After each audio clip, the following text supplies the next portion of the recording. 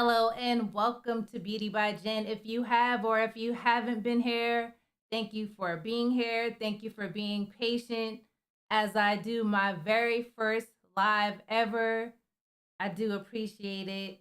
You probably aren't even here yet, but if you are here, thank you.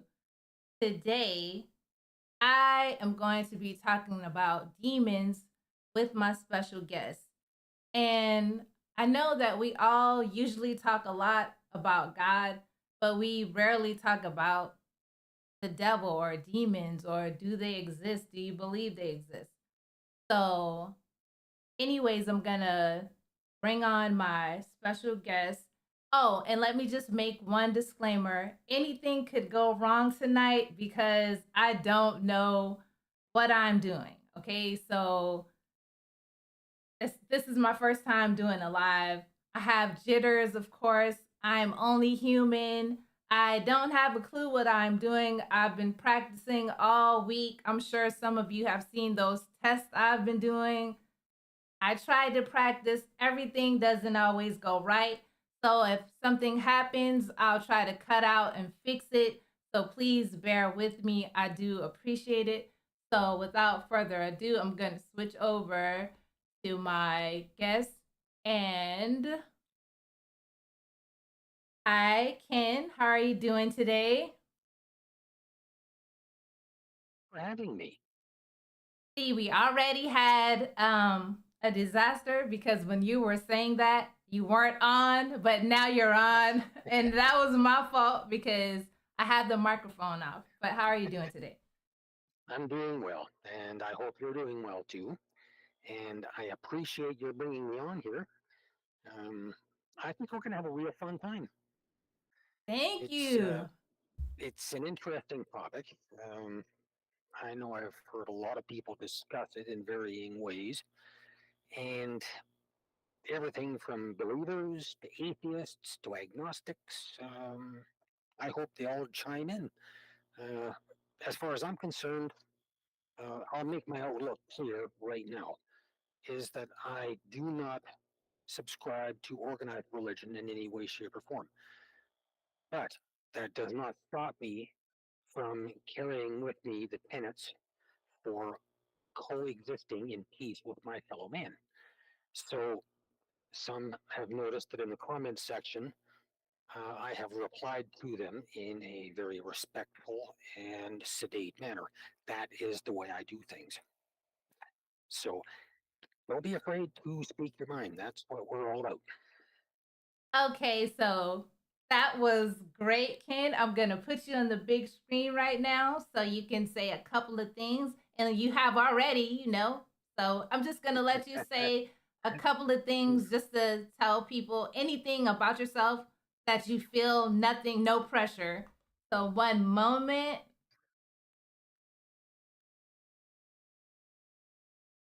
So, All right. Well, welcome, people. And as I say, we're open to any and all opinions. Um, I still have no idea what makes me so special, but only Jen can tell you that. But but I can say this is that there are things, forces in the universe that we know nothing about, and in an attempt to understand them, we will invariably give them a form and a shape. And this is where we are talking about demons and angels. Now, in the beginning, oddly enough, demons were not regarded as evil. They were simply messengers. It was not until the advent of Christianity and some of the Muslim faiths that this propensity to evil began to be professed. And it's not long after that, in fact, that demons were given the most unholy shapes you have ever seen. Animal man hybrids, all manner of alien creatures. And this was all done, to my understanding, to first of all give something for people to focus on, because abstract ideas were not that easy to comprehend back in the days of, medieval, the crusade, things like that. So by giving a form and a shape to these entities, it made them easier to focus on, and by making them horrifying, it also gave the church control over the lower classes, who were obviously poorly educated. It made them easier to control through fear. Okay, And I'm sorry, Ken. I didn't mean to cut you off because you are giving them mm, so much so soon. So let's try to slow it down a little bit, right? Okay. okie So dokie. this is perfect. This is perfect. No, what you did there was perfect because we are going to get into all of that. I got notes and everything, right? But I just wanted to make like a quick premise. So I did a few polls before we started this live today. So in the past few days I've been doing some polls. So the first one, oh, excuse me. The first one I did was, do you believe demons exist? And 2.6K people voted. 58% of the people said yes. 27% of the people said no. 14% of the people said they weren't sure. And 1% were just other. Because I always try to add other. Some people just don't Mhm. know anything. Yeah, And then yeah. I did another poll and I asked, do you think Lucifer was the first demon? Out of 458 voters, 39% said yes, 29% said no, 21% said demons don't exist, and 10% just weren't sure. I did one more poll and I asked, have you ever read the Satanic Bible, or have you ever read the book of Abramelin, the Mage. this yeah, the book of the sacred magic of Abramelin the Mage? Yeah. For 173 voters, out of 7% of them read the Satanic Bible, and 1% of them read the sacred book. So, what do you make of that? Well, let's see. Let's take them one at a time. First of all, do I think demons exist? For myself, I would say no. But there is a caveat, because basically, in the way I look at it, the way I look at something like this, is that it has been known that people can bring these things into being simply by being of the right state of mind, or enough people in the right state of mind can actually give these things material form. And um, you hear things like, well, for example, the Mothman. I don't know if you've ever heard of him, but he is what they call a klepto creature. Nobody's ever really photographed it, but people will swear that it exists. That is their belief. It has yet to be proved. Now, as far as demons go, um, I think those were essentially a creation of man. Because, again, it comes down to the abstract concept of good and evil. What is good? What is evil? And you need two sides to make it work. Now, as far as Lucifer being the first demon, I would again have to say no, because Lucifer's, shall we say, crime was simply getting Adam and Eve to eat the fruit of the tree of knowledge of good and evil. Now, as far as I know, and this is how I put it in the comments section, as far as I know, only animals do not know the difference between good and evil, unless we, as their, so to speak, gods, teach them this. Like, for example, um, teaching your house cat not to claw the furniture. But you got to teach them that's wrong. You got to teach them to go into their scratching pose is what they want to do. There's right and wrong there. It's a taught thing. So basically, what Lucifer was trying to do was, in my opinion, make people less animal and more human. And for whatever odd reason, God took exception to that. Now, as far as him being given the fruit of a serpent, that again is a manipulation. If you look, there are two essential creatures that humans have an inherent revulsion for. One is spiders. Anything with less, anything with 8 legs or more, it makes people go ew. And snakes. People think of them as slithery, slimy, and all that. When in fact they're not. They are dry. They're sinuous. They feel funny in your hand, but basically there's no reason to revile them. But this is how the church worked it. So by working on people's basic revulsions and fears, they vilified um, they vilified Lucifer by giving him the form of a snake, when in fact it probably was not that way at all. But his only crime was trying to make us more human, and that's where I kind of lose contact with organized religion. Um, as far as reading those two books, I have read neither. Um, I have never really felt the need to read either of them, although I know that they're probably what the content is going to be. And as I mentioned to one lady in the comments section, um, people are entitled to worship whatever deities they choose in whatever they manner they choose to do it. It's it's a way of gaining a sense of security and community.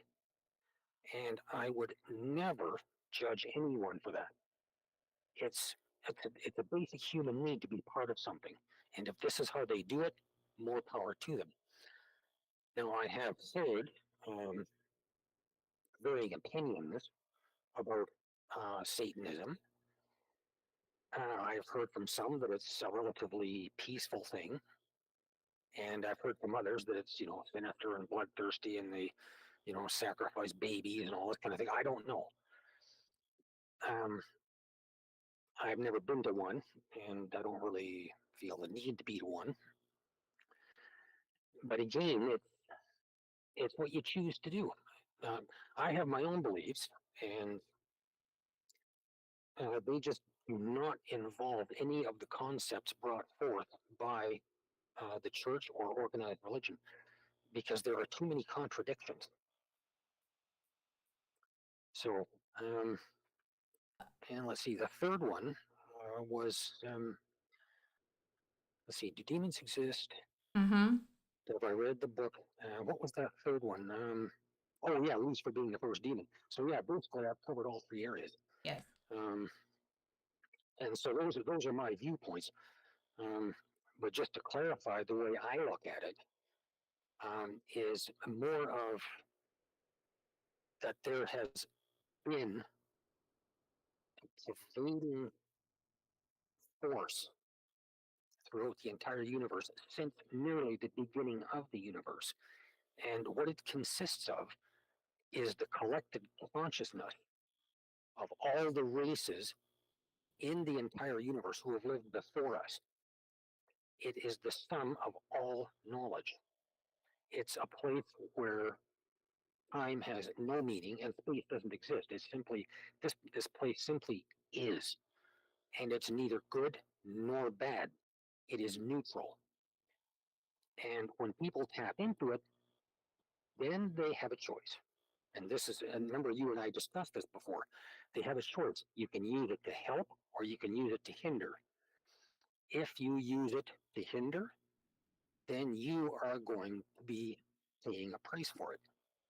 If you use it to help, good things will be returned to you. It's like a form of karma. Nothing is free, and in one way or another, you will pay for what you do. So, I guess, for lack of any term, be careful what you wish for. You might just get it. Okay, well, let me just chime in really quickly. So, like you said, I haven't read any of those books either. And usually most people have read the Bible or the Quran or there's the Torah. And please, anyone, if I leave out any book or any manuals, please forgive me. But most people have read those books. But I know there are people who believe in the teachings from the satanic book. Now, the Bible has been here for eons, but from my research, the satanic book was written in 1969, and I could be wrong, by a guy named Mr. LeVay or something like that. Let me, but so even though good and evil has been around for eons, since way when the Bible was written. Why do you think it took so long for the satanic book to come out, or like maybe it was out and people didn't want to reference it or talk about it? Hmm. It may have started as like an underground movement. Um, these people probably did worship Satan, but they didn't want to make it well known.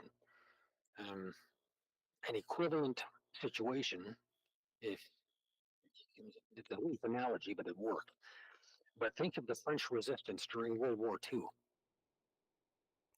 Only three people at a time knew where anybody was or who anybody was. They didn't spread it any farther than that, and there were these triads of three. This is what made the French resistance so hard to break up and so hard to uncover. It drove the Germans crazy. This was probably much the same as the Satanists. They did not divulge readily anything to anyone that they didn't trust implicitly, or that they would be sure that the people they were talking to would share these viewpoints. Because, well, let's face it, back then, if you worship Satan, you were immediately strung up and killed. So I would say it probably started off very small, very quiet. Um, and again, because of the balance that has to be maintained in the universe, if you have one, you have the other. And I have no doubt that, I mean, Satan worship and the idea of collaborating with malevolent spirits or witches keeping what they call familiars. I don't know if you've ever heard the term. Familiars were usually given the form of black cats. This is why you almost never saw many black cats in places like medieval London or any of these larger cities. Black cats were automatically considered to be evil, and they were summarily killed. But even back then, you had people, either in groups or isolated, who worshipped the dark powers. And it has been going on for even longer than, even before the Bible was even written. Um, this was going on because there are always those who, and I think you remember reading this in the comments as well, but there are always those who want to delve into the dark side. Either they have a purpose for doing it or they have just an idle curiosity. But either way, they discover it. They either embrace it or they back away from it. So, Okay. Oh, I'm sorry. Go ahead. no, I was just going to say that, like I say, as far as worshiping the dark side, it goes back to civilizations that predated the Christians. Okay, so just to caveat off of that, and again, I'm not trying to push anything on anyone or say I know exactly how everything happened, but from my general understanding, essentially, God is in heaven, the Father, Son, the Holy Spirit, and Satan too resided there. He was an angel. Some people still considered him to be an angel. He was an angel who was jealous of God. He was God's greatest worshiper, God's musician, God's greatest worshiper, but he became jealous of God. And that's when he was banned from heaven. He was banned along with people, well, along with the angels who followed him.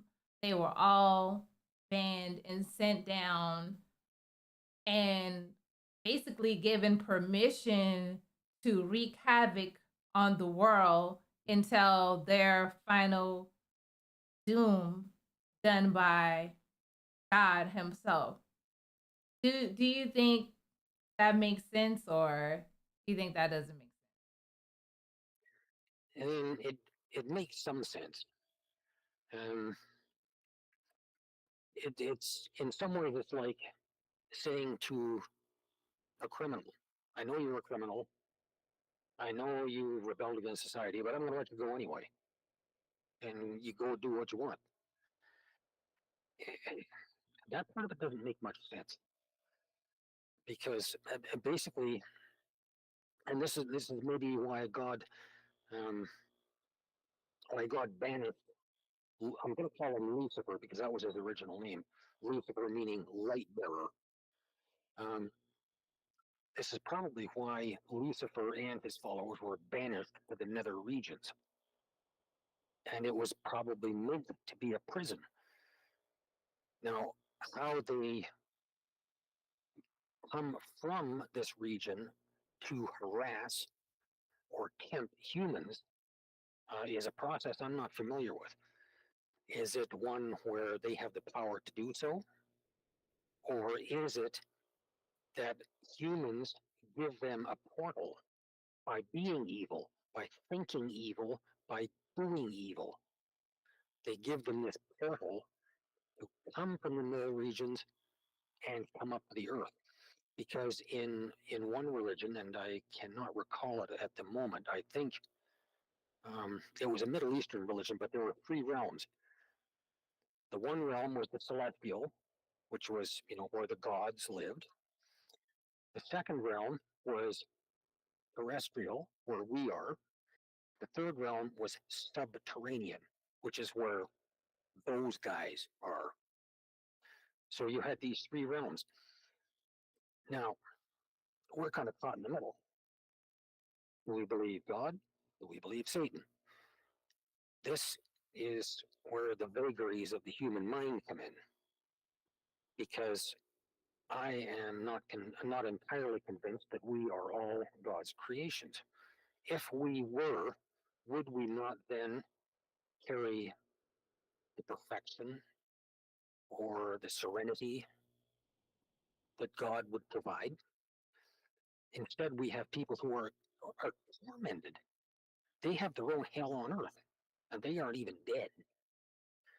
And it is these people who open up the portals for these beings down below to come up and harass us. You've seen maybe one or two horror movies where, for example, teenagers get a hold of a Ouija board and they get the Ouija board going and going and going, and all of a sudden they have loosed upon themselves and the world a demon simply because they were all of the same mindset and they used the process for bringing these demons forth. So, like I said, the question remains, can these demons come up of their own accord, or do we allow them to? Well, I believe that the that portal you're talking about, I believe that that first portal was actually opened by Adam and Eve. If people subscribe to that, from my understanding, because they were the first humans to invite Satan, Lucifer, the dark angel, the light bearer, whatever we refer to him as, they were the first people to initiate him being with all of us. And I also believe that even though God gives us free will, we aren't always going to use that free will in a manner that is beneficial to us because he doesn't want to control us and he gives us decisions to make and it's up to us to make the right decisions if that means anything like from my understanding, again, I don't want to push anything on anyone. I'm not trying to do that. But from my understanding, we have free will. So he's not going to make us perfect because he is the only perfect being. If that like we aren't gonna be perfect, like because if we were perfect, then everybody would be God. And from my understanding, he doesn't want us all to be God. He does want us to be happy and make free choices, but he doesn't want us to be like robots either. Like, okay, you're gonna be perfect. You're gonna be perfect. You're gonna be this. Like, I don't think that would. I don't know. What do you think about that? Um, it's an interesting thought. Uh, you see, this is where I have trouble with the book of Genesis. Is that why was it a crime or a blasphemy or a sacrilege, however you want to term it? Why was that so when all Lucifer wanted to do was bring us up from a state of being animals to more one step closer to being human? The knowledge of good and evil, uh, like I say, animals don't know the difference. We do and should, although sometimes I wonder. But um, I really don't see what was wrong with that because by giving us that ability, he gave us um, he gave us the chance. He, we were given an opportunity to show that we can make a choice between good and evil. Now, I don't think that Lucifer really had any malicious intentions when he did that, because, as I say, if God did not want us to have the knowledge of good and evil, we would be little more than animals, livestock. And somehow that doesn't sit right with me. We are human. And as such, we should be able to distinguish or be given the ability to distinguish that which is right and that which is wrong. Now, the only downside of that, and this is where we have the yin and the yang. On the one hand, like see for example, take for example the splitting of the atom. On the one hand, it gives us atomic reactors. It gives us virtually limitless power for decades to come. On the other hand, you can blow up entire cities, which they've already done. Everything can be corrupted and twisted, and it's up to man to be able to harness himself not to do that. And it's so much easier to destroy. It takes no brains, takes very little effort, but people will destroy. It takes, and there's so much more brain power and imagination to create and to build. and to invent. And this is what sometimes what I find baffling about the human race is, are we the demons? Sometimes I really have to wonder, because some of the people that walk this planet right now in positions of power have no conscience, they have no empathy, and they have no regrets about anything they're doing. Well, to answer that question, I wouldn't say that we are the demons, but I would say that if you believe in demons or not, something is influencing people. And it's not always just mental health. Like I know a lot of times people are is like, oh, he's mentally ill, she's mentally ill, men- mental illness. I think those are forces. And I wish that I have read other manuals besides the Bible, because I want to know, like, do they reference in there people being manipulated by evil forces? Because this goes on every day, every second. Somebody is being manipulated by an evil force, believe it or not. Like this just isn't made up.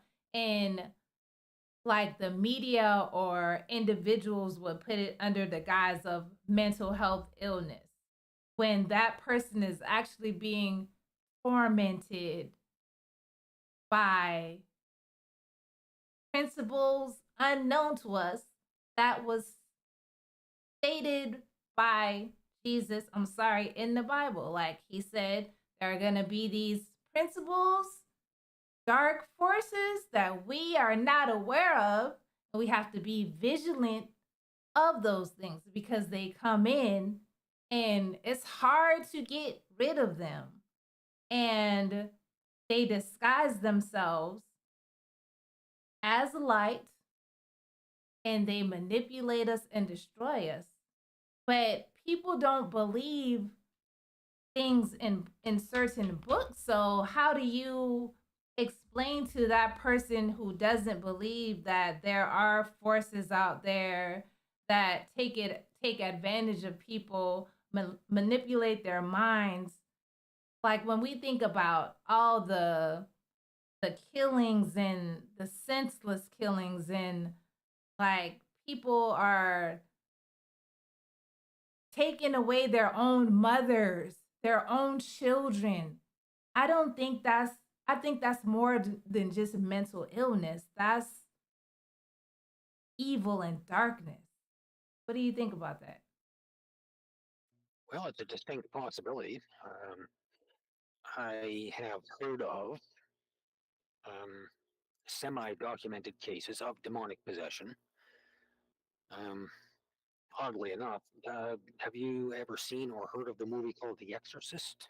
Oh yeah, and I don't ever watch it anymore because I believe that stuff really does happen. Hmm. There are, and if you dig hard enough, you'll find them. Um, they're usually buried fairly deep in the archives of the Catholic Church. They were the ones actually who did most of the exorcisms that you'll discover if you dig for them.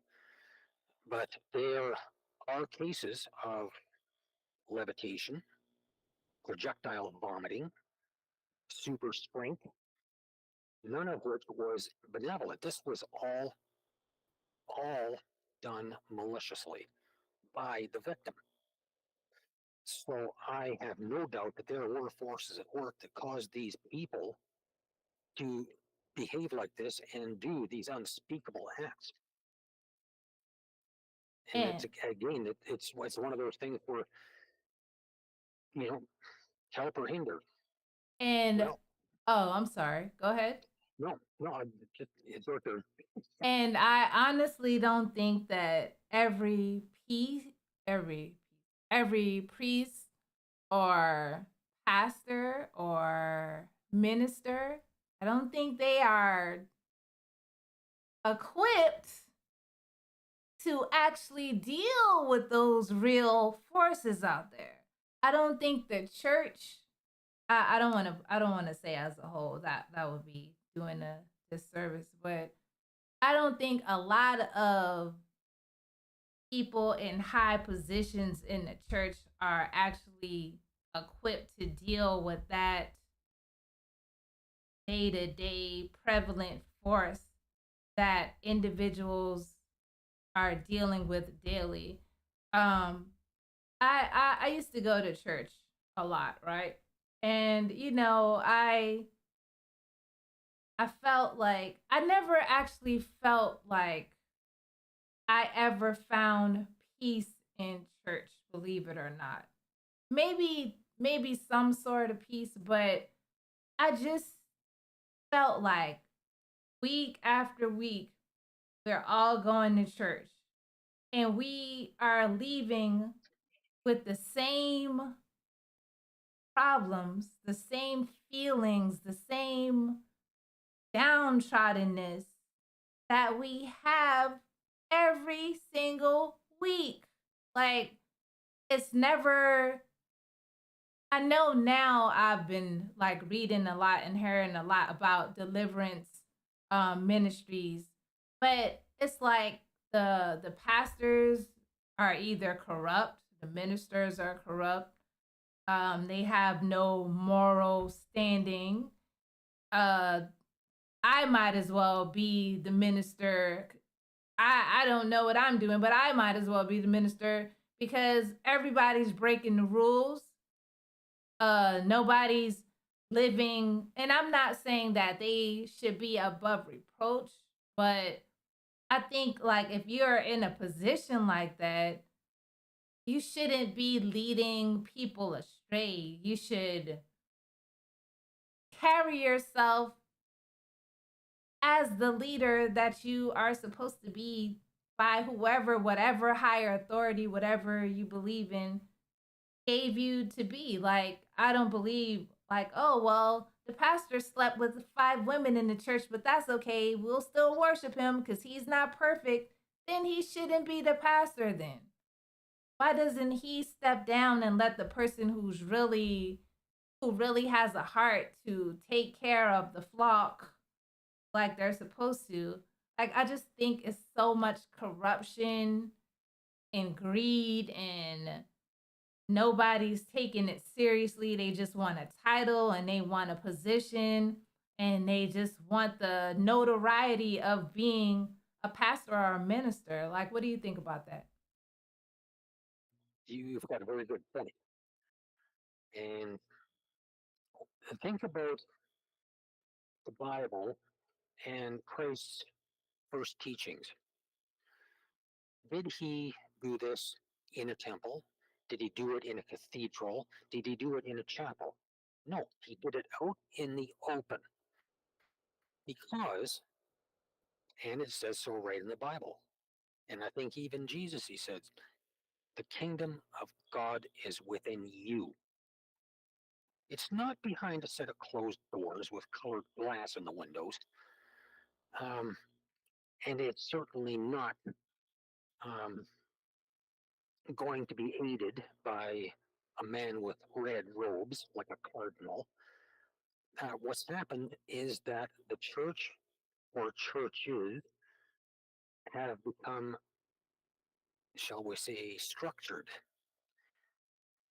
Now, back in the days when Jesus was walking the earth, there were no such things as bishops, cardinals, pastors, priests. Uh, he didn't actually buy into any of that, and he said so. So, with that to consider, where then does all of this, and I call it formery because that's exactly what it is, get down on your knees, stand up, get down on your knees, stand up, do this, do that, genuflect.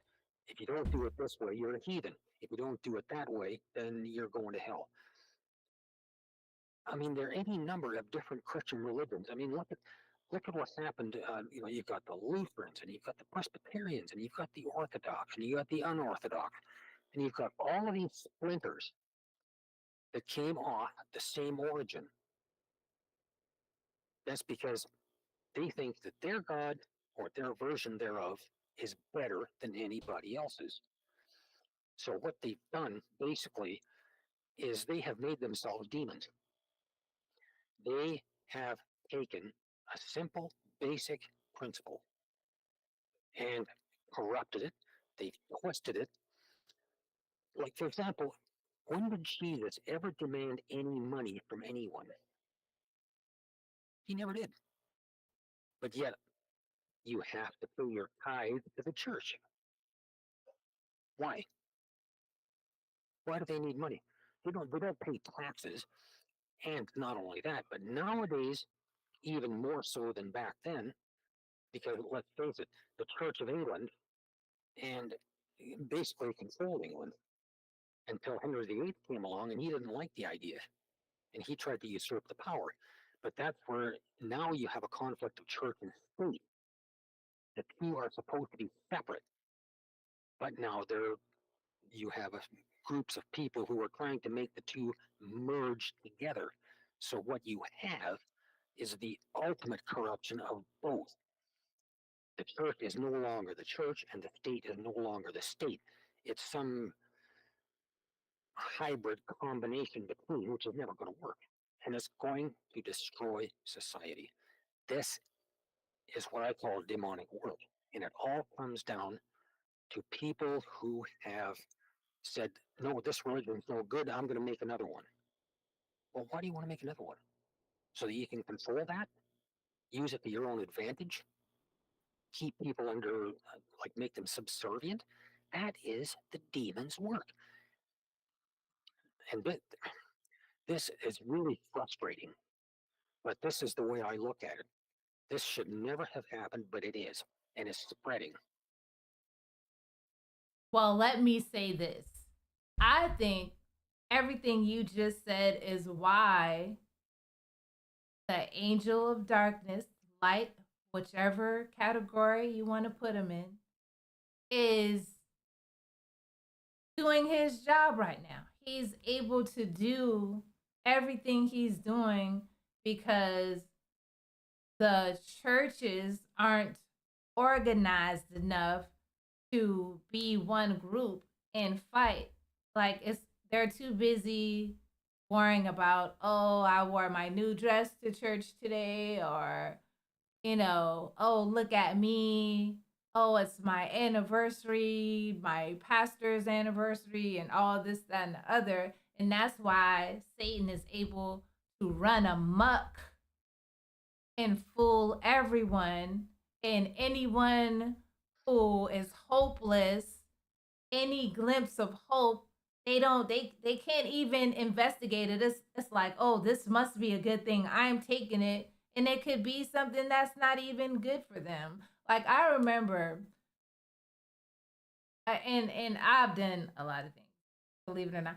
But I remember there was a time that I felt so lost. Like I felt like I'm not hearing from God. I'm not getting anything from church. I don't know what to do. I don't know what to do. And I went and saw a palm reader person. Now, if you know anything about a palm reader person in the Bible, that is a no go. You do not do that. You are opening up things. You don't need to be doing that. But just needing to know, like, where's my life going? What's going on? I went there, you know, and I saw like these like pictures, like the pictures of Jesus, even though we don't know what Jesus looks like. It's like Mm. pictures of Jesus. And I even second guessed myself. I was like, is this like a godly place, a Christian place? And she was like, oh yeah, of course it is. Knowing what I know now and not knowing then, it was not. And I probably opened up so much stuff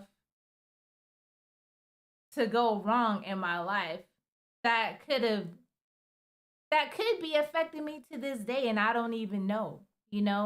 But it's just when people are hopeless and they do go to the real church to find hope, to understand, to to get lessons on why their life is not going so well, or how to cope with their life when it's not going well, and they don't get answers, they seek out things that are not of God to get an answer to their questions, which opens up more things, more portals.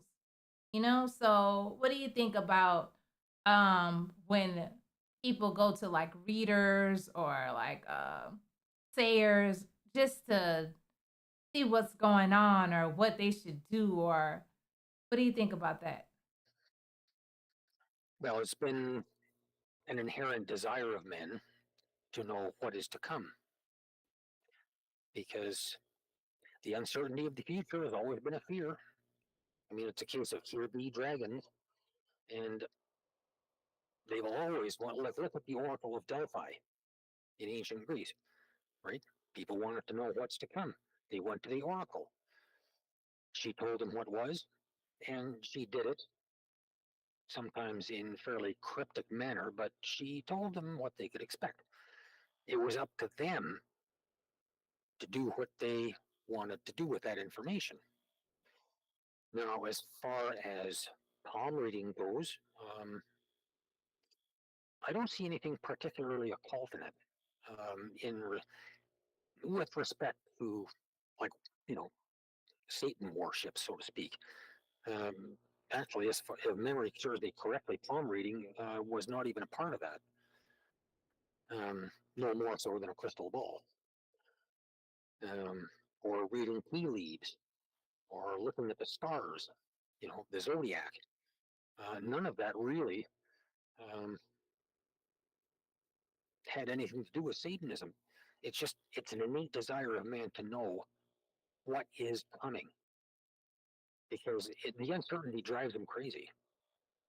Um, Great rulers have done it. Common people have done it.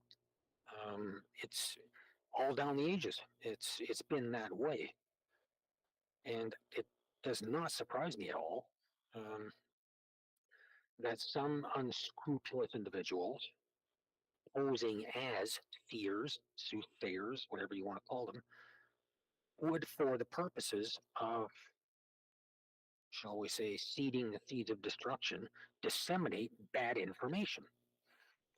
Um, there have been cases where, um, conquering leaders have said, okay, well, what's in the stars for me today?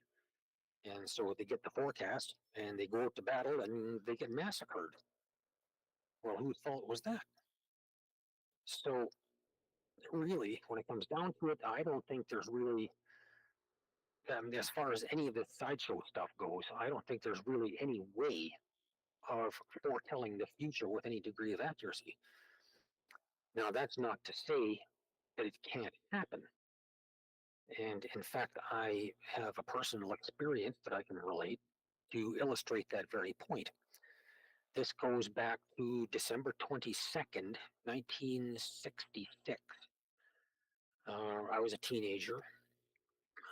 I was living in Deep River.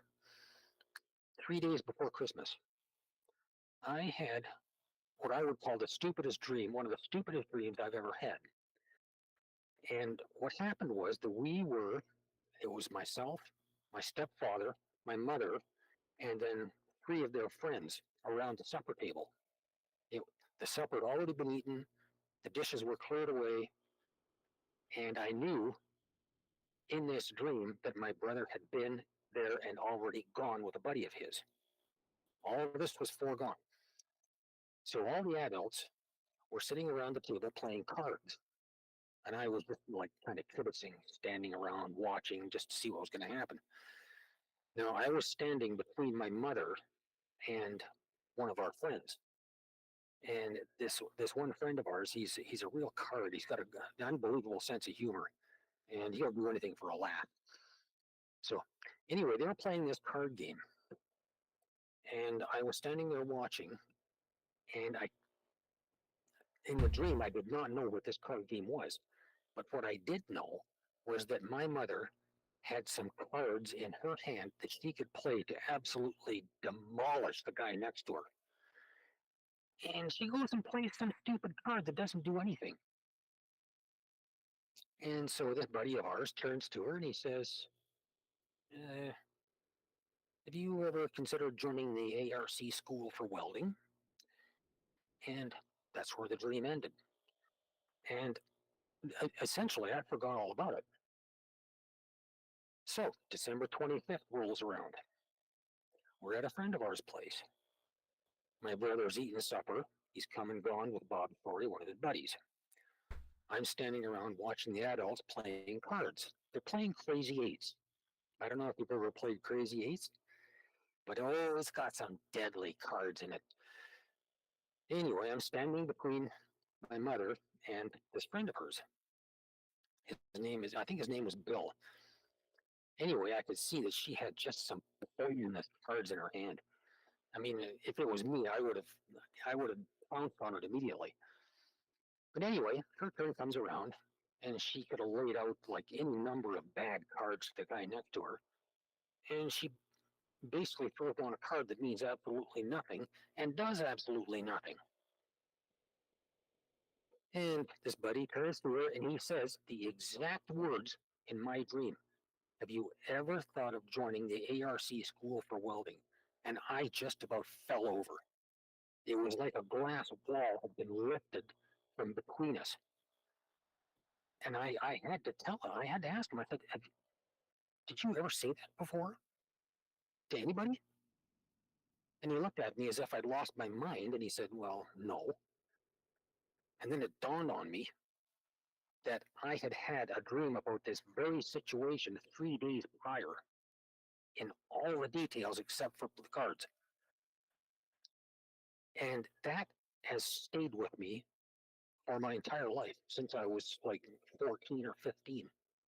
Wow. And it was a completely mundane thing. It was not world shaking. World affairs went on regardless, but it was absolutely accurate. So, do you feel like that message came from a good place or a bad place, or you don't even know? You just feel like it worked out for you, of course.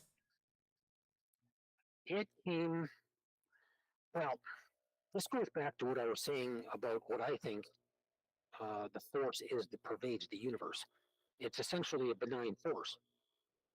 And this is a perfect illustration because the prognostic dream that I had was absolutely and completely benign. It didn't have any really negative aspect to it. It didn't have any really positive aspects to it. It was just an everyday situation that I dreamed about. It was just absolutely mundane. And I will never forget that. The only other thing that I can remember about dreams is that occasionally, and these dreams were terrifying. Occasionally, I would have a dream where an airplane, like a big airliner, would crash into a city. Had no idea why. It was absolutely terrifying. After 9/11, I didn't have any more of those dreams. I've never had one since. So I don't know. You tell me. Well, as far as dreams go, we don't even want to talk about dreams because my dreams are deadly. Like every time I dream, I feel like I'm not gonna be here tomorrow because I don't Right? know. Like I have really horrible dreams. Like now they have subsided. Thank you, God. Thank you for me, God. Jesus, thank you. Because like my dreams, like I remember those familiars you were talking about earlier. Mm-hmm. I have the familiars in my dreams. And for me, like I think you had referenced like cats or something. But for Mm-hmm. me, the familiars are people who have passed on. People who well, they aren't the familiars for me are imitating people who have passed on. Like the familiars in my dreams are, oh, my father passed away, but this thing in my dream is pretending to be my father. Like Mm. It has monitored. That's what familiars do. They're monitoring spirits. They monitor your whole life. They monitor the people in your life.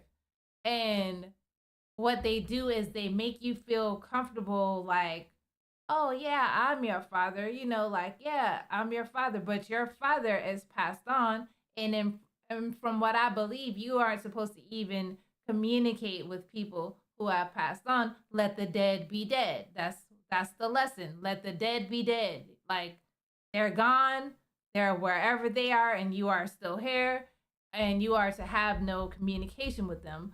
But they come in my dreams, and of course, when you're dreaming, it's hard for you to be like, no, I'm not supposed to be talking. You're like, oh wow, my father or my cousin, my whoever, like, oh, they're here to talk to me. They want to have a. I like being with this, around this person, and now they're in my dream, which isn't really them. Familiar spirit, monitoring spirit, manipulating you into contracts in your dream. And I know I sound crazy. I know I sound crazy, but it's like they are manipulating you in the spiritual realm to wreak havoc in the natural realm. Like those agreements and pacts you're making in that dream in the spiritual realm is affecting the natural realm. I learned that you aren't supposed to eat in your dreams. They're feeding you poison. Don't sign things in your dreams. You're signing contracts with something evil. Don't pick up money in your dreams. It's the opposite in the natural realm. You will go broke. This is what I've learned. And I believe that I needed to learn those lessons because I wasn't learning those lessons in church. I wasn't learning those lessons in church. The thing that you said about tithing, you are right. We aren't supposed to be doing that. You're supposed to give your money to the poor and stuff like that. But it's no rule that they should be passing around a bucket or you should be writing checks or debit carding. That you're absolutely right. But I think as a whole, like people don't know that stuff, and they just continue to like follow these made up rules when the real rules are out there that I was talking about, that spiritual realm wreaking havoc on us, making you crazy, making you sick, making women barren. Like those are like evil things that you are supposed to be fighting against. Those evil things you're supposed to be fighting against. Fasting, you know, I don't want to say pray, but meditate. However, everyone wants to say it. I don't know. Fasting, meditate, prayer, like to get rid of those demons, those devils. Like, if you had family members, well, I don't want to say people had family members. You may have had family members who, deal in the occult, you know, they think like, oh, I can help you. I'm just gonna give you this little bath or whatever, uh, this little herbs, like all those from what I learned are not the way to get the actual help you need, and you will probably get help temporarily. But remember when I asked you, when you told me the story about you had told me a few stories, and you said like, some good things had happened. uh Someone tried to take your idea, or something like that. It was a job you had. Yeah, I don't want to. yeah, it was a And suggestion box idea. right, and they ended up losing their job. I'm sorry, I did take notes on that. But the point I was trying to make is, and I was asking, like, if you ever felt like whatever that may have been that helped you get retribution, if you felt like it would come back for repayment. Now, I don't know if that thing was good or bad. I don't know. But in my mind, for how things operate in my life, I feel like sometimes good things happen to us that aren't actually good, if that makes sense. Like, I don't know how to describe it, but I feel like every good thing that happens for us, And I'm not saying your situation in particular, but for me, I feel like maybe every good thing that happens wasn't meant for good. You know, like it may have been something in there that, okay, you got this, but now you owe me that. I remember, and I know I'm rambling, but I remember at a previous job I had, there was this guy, and he said he was from Haiti. Big ups to the people in Haiti, whoever lives in Haiti. And he said that a large number of them, um, like they believe in voodoo or whatever. And I was like, oh, really? I was intrigued. I'm always intrigued. I want to know, like, tell me more. So he said that a lot of times they would go to these voodoo priests or whatever. I don't know if they have like a specific name, so if I get that wrong, I apologize. But they would go to these um voodoo priests. He said even at work people had asked him like if he could recommend a voodoo priest to help them achieve something that they couldn't achieve. And he said he always had to tell them that, hey, that voodoo priest or a priestess or whatever you call them, they can help you out. But believe they are coming back to get what you owe them for getting that help. And that's why I was asking you, and I don't even know like if I don't want to assume it was from a bad place that you got your retribution, but that's where I got that concern from because I was thinking like if it was something that wasn't so good, do you fear that it may want repayment? Hmm, that's I'm good. sorry. Um, yeah, no, you're not rambling. You made a very good argument. Um, Actually, in terms of all three, um, consider consider this: you have done nothing to offend these people. You've done good work. You've been to work consistently. You've obeyed all the company rules. You've lived by their standards. And then all of a sudden, when you know, like to be specific, this is how the first one went with Northern Telecom. I came up with a suggestion that would have saved them $1,000 a day, $30,000 a month. Well, they said that if there's enough monetary gain in it for them, that there would be a suggestion box reward for this suggestion. So I made my suggestion. I knew exactly what the machine was that they needed. I had the right terminology for it. I went through all the right procedures. I waited and I waited and I waited and I waited. Finally, in through the shipping doors comes a $20,000 vapor degreaser, exactly like I had told them to get. After that, I hear nothing. Nothing. Months. So I went to my section manager. I said, "What is going on? That machine over there was my idea. It's saving you $1,000 a day. What do I get out of it? You told me that this was your procedure, that I would get a monetary reward for this suggestion, and I've got squat. So tell me." And they came up with some kind of cock and bull story that I simply could not believe. And I said, enough. Talk is cheap. I quit. So what would you do? They never even investigated it. So, like what goes on? I didn't deserve that kind of treatment. I did it for the benefit of the company, and I got stabbed in the back. So for me, my retribution was righteous and just. They deserved everything they got. Now, in terms of, and of course, what happened was I wouldn't have known any of this except that I was on very good terms with one of their technicians. And I happened to meet him in a shopping mall. And he said, "Oh boy, when you left, you should have seen what happened."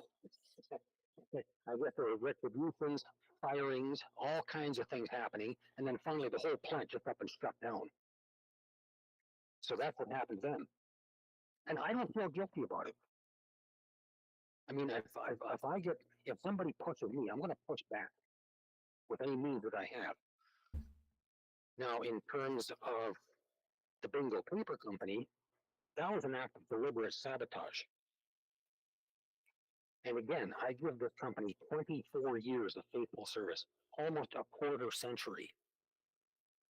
I do good work. I gave them a clientele. I gave them a reputation. And he turns around and pulls the one piece of equipment out of my shop that completely disables my ability to test and repair anything. I ask him repeatedly, "Where is it? I need it back. I've got repairs to do. Where is it? I need it back. I have repairs to do." So finally, after he tried to stick me in shipping, and I injured my shoulder because of it, um, eventually vacation time comes around, and I make a suggestion to him that he didn't like, and he said, "Come in and collect your pay slip." So, okay. So that's when he fired me. So I thought, well, fine. That's the way you're going to be. Here I give your company all this service, all this good reputation that not only basically pervaded the province, like we were known all the way up to Grand Prairie in Alberta, all the way down south, right to the border. We were known to the Queen Charlotte Islands off the coast of BC, and also as far east as Quebec. That I gave that all of them all of that, and I got this. I got stabbed in the back. So again, was I justified in laying a curse on them? Yeah, because what they did to me was unjustifiable. There was no excuse for it. So that's why the guy got cancer, and that's why the Bingo Paper Company shut down after about 2 years. And then finally, this business with my brother's car. Up in Canada, here, we have a brand new statutory holiday.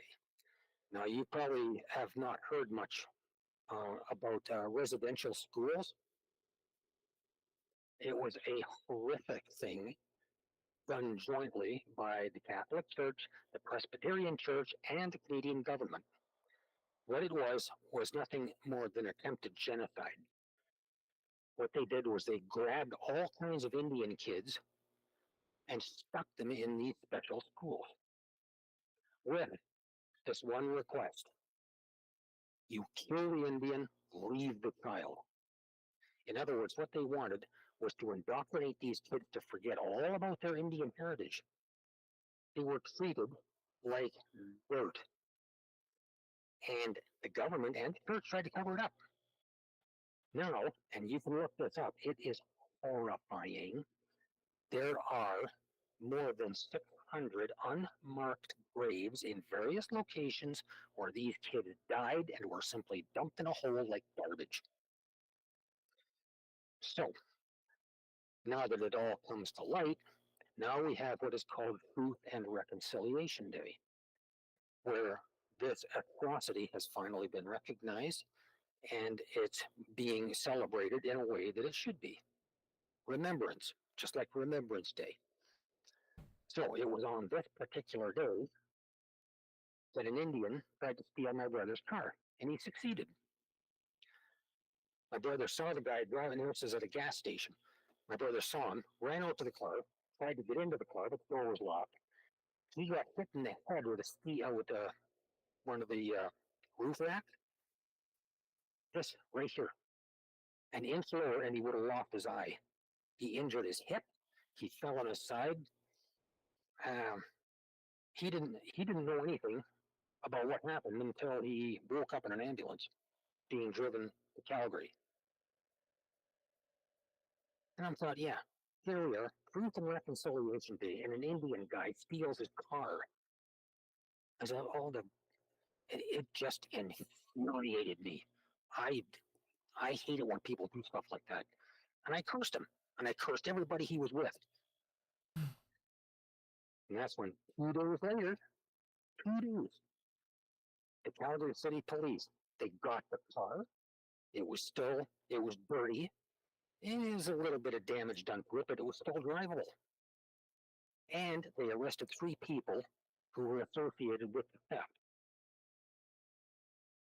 Wow. So again, so you tell me, it's and they call, and it's called righteous retribution. It's an accepted term. These people, and I hope they get charged.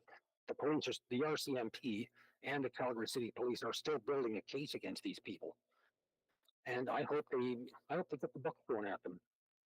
But this is what righteous retribution is all about. It is when So you are. go ahead. It's when you get wronged for no fault of your own by people who don't give a damn.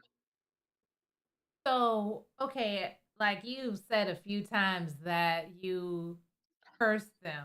Like, how did you curse? Like, did you like just say this is gonna happen, or like will it, or like how did you curse them? Like, you just what did you do to curse them? It wasn't.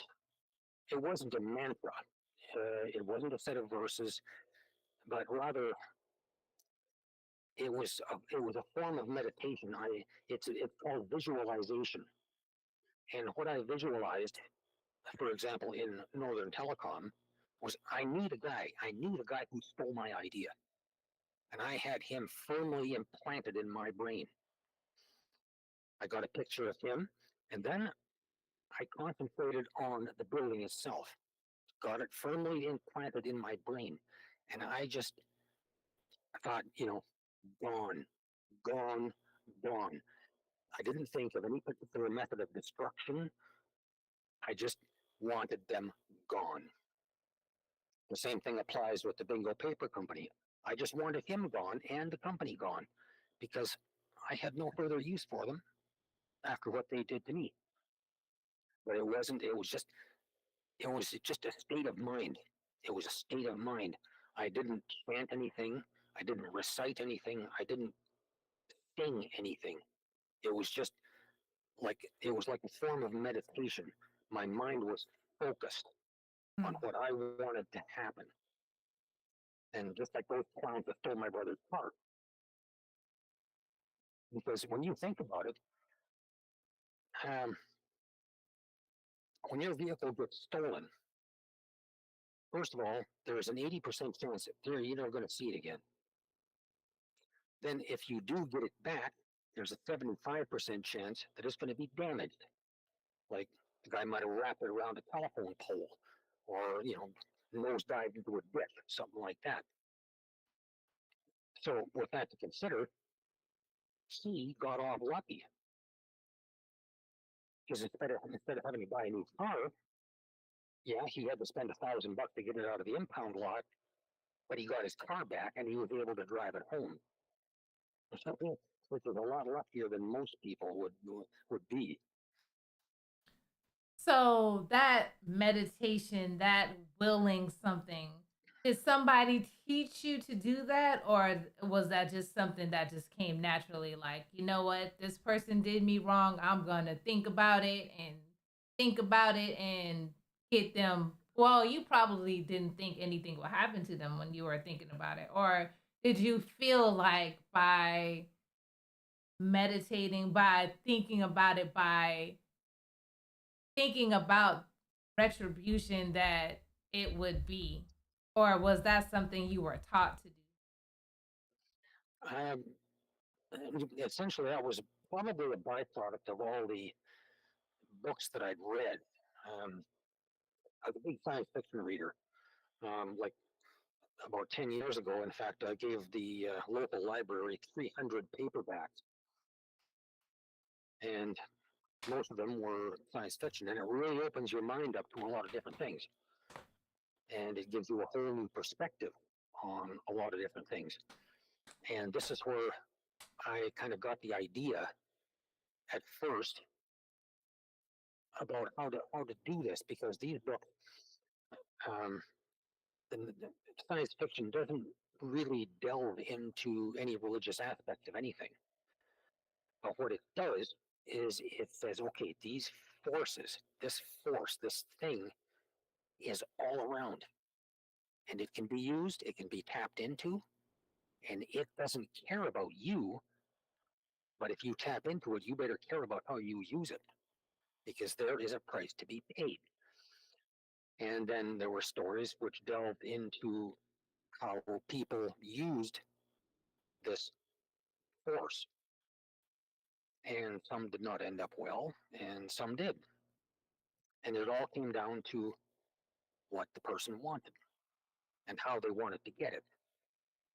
Um, See, like for me, um, basically, what I wished for was exactly what I got. I did not want that man to have his job anymore. I did not want that plant to exist anymore, and I got both. And the same thing with Bingo Paper Company. This man lost his job, and the plant went out of business. These guys with the car, I meditated, I thought about it, and what I wanted was A, for my brother to get his car back and to be able to at least drive it, and B, for these guys to get on. And I got both. And it's just like you have to be focused, because if you stray, if you wander, if you can't think straight, you're not going to get it, and it's never going to happen, and you'll get completely frustrated. But if you stay focused, laser beam onto what you want, you will eventually get it. It may take some time. Like that one took 4 years, the other one took 2 years. Oh, This one only took 2 days, but it will happen. It will happen. But you just have to stay focused. If And the way I look at it is, the bigger the job, the longer and harder you have to work. It's like anything. And so, I mean, I was working against Northern Telecom. That's why it took, I think it was 4 years. I was working against the Bingo Paper Company. That's why it took 2 years. It was a smaller company, and I was only working against 3 or 4 people, and that's why it only took 2 days. But it's again, it's see, and this is where people can get extremely corrupted, because if you use this, if you focus and use it to hurt people, then what you have just done is made yourself into a demon. You have, first of all, followed your own advice, which was no good. And this is what demons specialize in: bad advice. They will tell you or convince you to do things that are not in your best interests, and sometimes will end up in your death. Then you go out and do these things, hurt people, cause bad things to happen. But what was the reason? Malice? That's going to cost you. And that's going to cost you big time. But if your cause was just, if you were honestly wronged, then what will happen is good things will happen. Now, for example, with the Northern Telecom situation, what happened there, oddly enough, was that not long after that company folded up, that's when I got the job with Bingo Paper Company.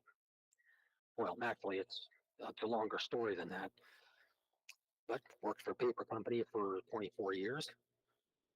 When they basically diddled me, um, it was only about a month and a half later that I got a job locally here, which I worked at until I retired. So you can't, you see, and I didn't get any of that through skullduggery, cheating, hurting, or anything. And this is why I was able to remain employed, get my own house, get my own land. I don't owe anybody anything. I am completely and absolutely debt free.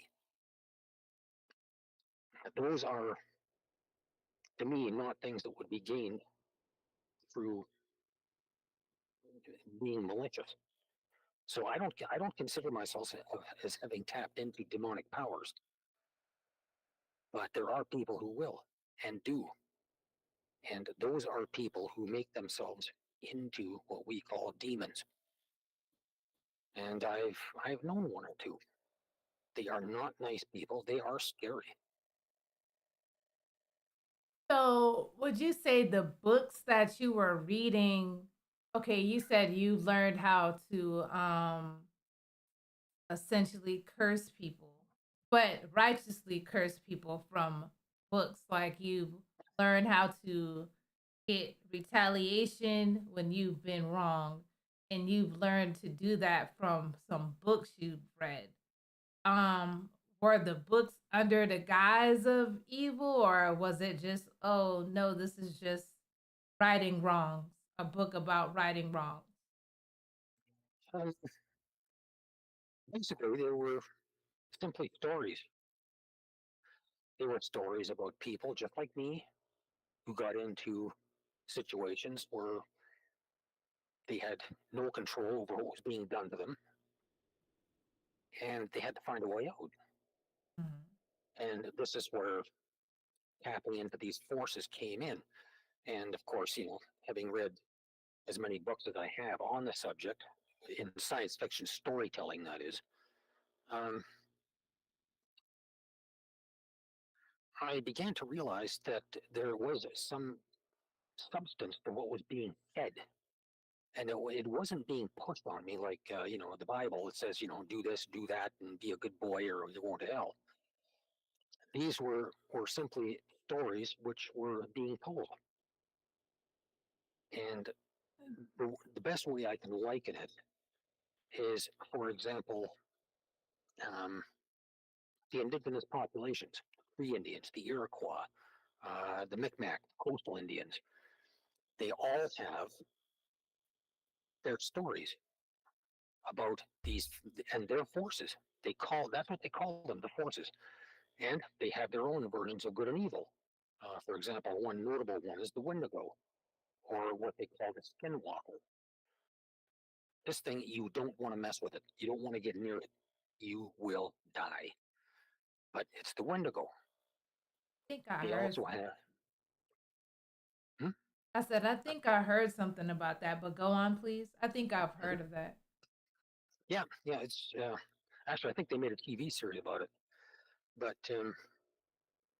yeah, these all of these Indian tribes also had their own way of tapping into these forces.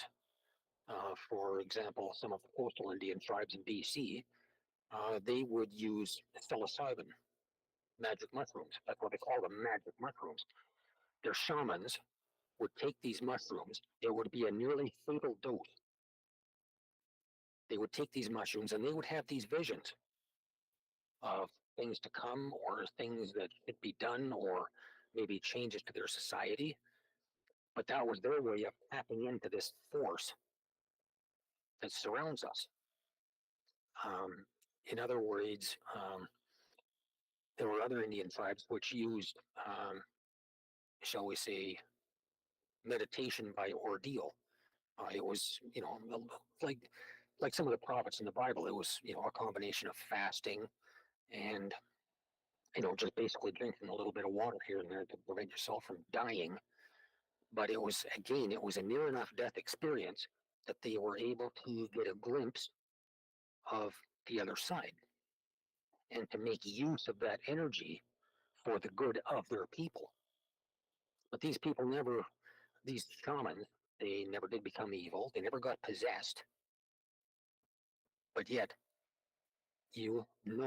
that on all of these societies, they had their good and their bad. They always had the good and the bad. I mean, these are beliefs that go back thousands upon thousands upon thousands of years. It predates Christianity by literally tens of centuries. And these ancient civilizations still had their ideas of good and bad. They had their gods, they had their demons, they had it all. And when you look at, and see, and this is why I'm going against the church, because now we're getting into evolution, the growth of man from the apes on up. Even as early as, oh, I forget how many thousand years, 12, 15, maybe even 20,000 years ago, people were burying their dead. Why? What significance did they have attached to it if they didn't know something special had happened or maybe was going to happen? So burying the dead is nothing new. And again, they knew that there was something beyond life. They suspected it. They couldn't, the primitive men couldn't know what it was, but they suspected it. They knew that it was there. But that's all. They only knew that it was there. And this is why they, even back then, they treated their dead with such respect. So it's that force is there. It's almost always been there. Right. And it has been tapped into on many occasions. And like I say, this is this is what makes demons, in my opinion. This is what makes demons because people will corrupt things, they will twist things, they will make it fit their own malicious desires. And that is not right. And they will pay a price, but they will get away with it for a while. And this is why, right now, we are approaching a critical juncture in our future because what is happening is, and this is going to be a stupid term for it, but it's the only thing I can give to it. It's a contagious insanity that grows and it will continue to grow because what is happening is now more and more people, they don't know what the truth is. They don't know what reality is. I mean, look at CGI. Can you honestly watch anything and know for sure that that's a real person? Reality is starting to disappear, and it's becoming harder and harder to distinguish reality from fantasy because of the way we are using our technology. The truth, and it makes the truth harder to understand. It makes it a harder judgment to make because which is easier to believe something that just spews out of somebody's mouth like Donald Trump, or do you want to take the time and actually research it, find out from other sources whether it's true or not? It takes too much effort. So they create more demons because now these people believe in the wrong things and they do the wrong things. It is a horrific state of affairs. And if what the Bible says about the end times is true, we're in them. Well, all I can say is, of course, people have been. I would disagree with this. I would say we aren't just starting to be corrupt. I feel like we were corrupt since the beginning of time. Like way before this, Sodom and Gomorrah, like everybody was losing it. Like I don't think anything that's happening today is really new. And I mean, I guess besides the whole like AI thing and everything, but I'm saying remember earlier when we were talking about when you were asking me like do I think that God wanted us to be like animals? Maybe he wanted to take care of us and let us live, like just let us live, take care of us without our minds being corrupted into creating all this AI and this. I don't want to go too deep because some people, but like I mean people humans can do a lot right now. Like that you never would have imagined like, oh, now I can like if I want to be a boy today, I can be a boy today. You know what I'm saying? Yeah. Like I can be a boy right now. Like so humans can do a lot. Like the knowledge is just through the roof. So do you think that maybe that's why God was trying to like not let us get a hold of all that knowledge because of what we're doing with it now? Maybe, I don't know. That's what my Mm. thoughts are. Like maybe he just wanted us to live in the garden. Like we didn't even have rain in the garden. Like he was like watering the earth. We didn't have rain. He was just watering it through the earth and we had everything we needed. We had uh endless supply of everything and all we had to do was sit there and like live and we wouldn't have known any better. We would have just been happily living. But as soon as we broke that rule, well, I shouldn't say we, but as soon as they broke that rule, like like he said, from now on you're gonna have to get everything from the sweat of your brow. Women, you're gonna be bearing those children. Good thing you got, medication now, but then you're gonna be bearing these children with all that pain and you're gonna do whatever your husband says. And like that's the you broke the rules, so now everything is going downhill from now on and you have to get it how you live it. So maybe do you think he didn't want us to get all that knowledge to prevent all that? Well, if that were the case, then why didn't he prevent Adam and Eve from curiosity? See, because curiosity is what has driven man to where we are now. Um, and even animals have curiosity. I mean, look at cats; they'll stick their noses into everything. Um, the crows and all the more intelligent animals, they have curiosity, and sometimes it's just for the sake of finding out what it is. In a lot of cases, it's simply foraging for food and sticking your nose where something smells good. But that would have implied that God did not want us to be curious. And that is a completely separate thing than good and evil, because good and evil doesn't apply curiosity. Those are emotions that directly affect, adversely or otherwise, people around you. Whereas curiosity is simply a desire to know. And this is unfortunately one of the things that's driven us to where we are. We want to know how to do a thing, or how to do a thing better, or how to do it faster. And as a result, we've gone from burning ourselves on a burning ember and discovering fire. I mean, I bet the man's first word was ouch because he found fire. But it's gone. It's been a progression since then. And what's happened is now you get into the aspect of good and evil, because now you have to consider, okay, this is what we're making, this is what we're distributing. What are people going to do with it? Well, think of the internet. The internet was only up and running for what, a couple 3 years, and it was already being corrupted by people who would use it for their own nefarious ends. And this is basically what has been applied to every single technology known to man.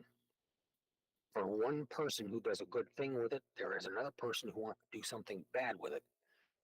And this is an unfortunate aspect of the balance of things, the yin yang, because in certain philosophies there cannot be a universe without these two basic elements. Otherwise, it would render everything meaningless. But there's nothing wrong with having more good than bad. You still have both. You just got more of one than the other. But it's so much easier to take the easy way, the downhill slide, the slippery slope, whatever you want to call it. It's a lot easier to do the wrong thing. And this is where we make ourselves into demons. So I reference the Bible a lot because that's where I get all of the information about demons, right? Like the Bible has a lot of information about demons. Now I haven't read like the satanic book or the mage, what was it called, the mage? I haven't read those, and maybe I should like at least take a look at it to know what's in there. But I would assume that in there the satanic beings or the demons would be considered to be the good people or the good entities or whatever. But I get all my references about demons from the Bible, and basically it says the original demon, Satan, was once an angel named Lucifer who betrayed God, waging a war with a group of fellow traitors, which he subsequently lost, and that led to their expulsion from heaven. And that was the first, like the first fall in the Bible, the first sin, the first evil that was introduced to the universe, to all of us today.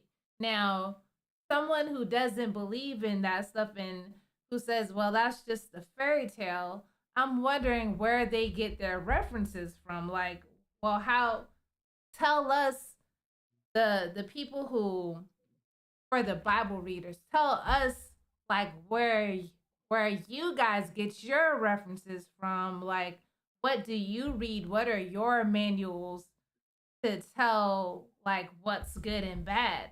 Like, is it all bad in your book or is it all good in your book?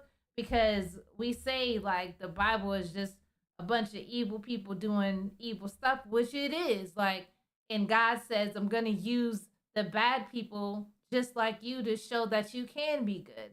But what's in the other books? Like, maybe I should read it. I shouldn't like ask you, but I'm not asking you, but I'm just wondering like what, I'm wondering what the other books are teaching. Like what, like we say that okay, God, well, I think God created us and everything's just out of control. Well, what are all these other books saying to do that we should do? Are these books contributing to our destruction too, or is it just like, oh well, the Bible, like, because of that everything's all jacked up? But are there other books helping? Like, are their instructions better? Is what I'm wondering. Like, are the instructions in their books or their manuals better and something we should go by? But I mean, of course, you can't answer that. And it says demons in the Bible can refer to forces of evil in the world as well as the devil himself. And we are continually warned throughout scripture to be wary of demonic forces attempting to corrupt and influence. And while many of the demons we must look out for are external, the Bible also reminds us we may have demons living within our own psyche. Like you said, like Mhm. sometimes we go a little loopy that need to be recognized and expelled. The exorcisms, according to the Bible, demons are involved in multiple activities. They are organized under Satan, the dark angel, the light bearer. They are organized under Satan in how do you say it? Hierarchy, hierarchy. Oh, oh, yeah, yeah, Yeah, yeah. levels known as rulers, authorities, powers, and spiritual forces. Like, and they just go on to say like a zillion times where the demons are running amok.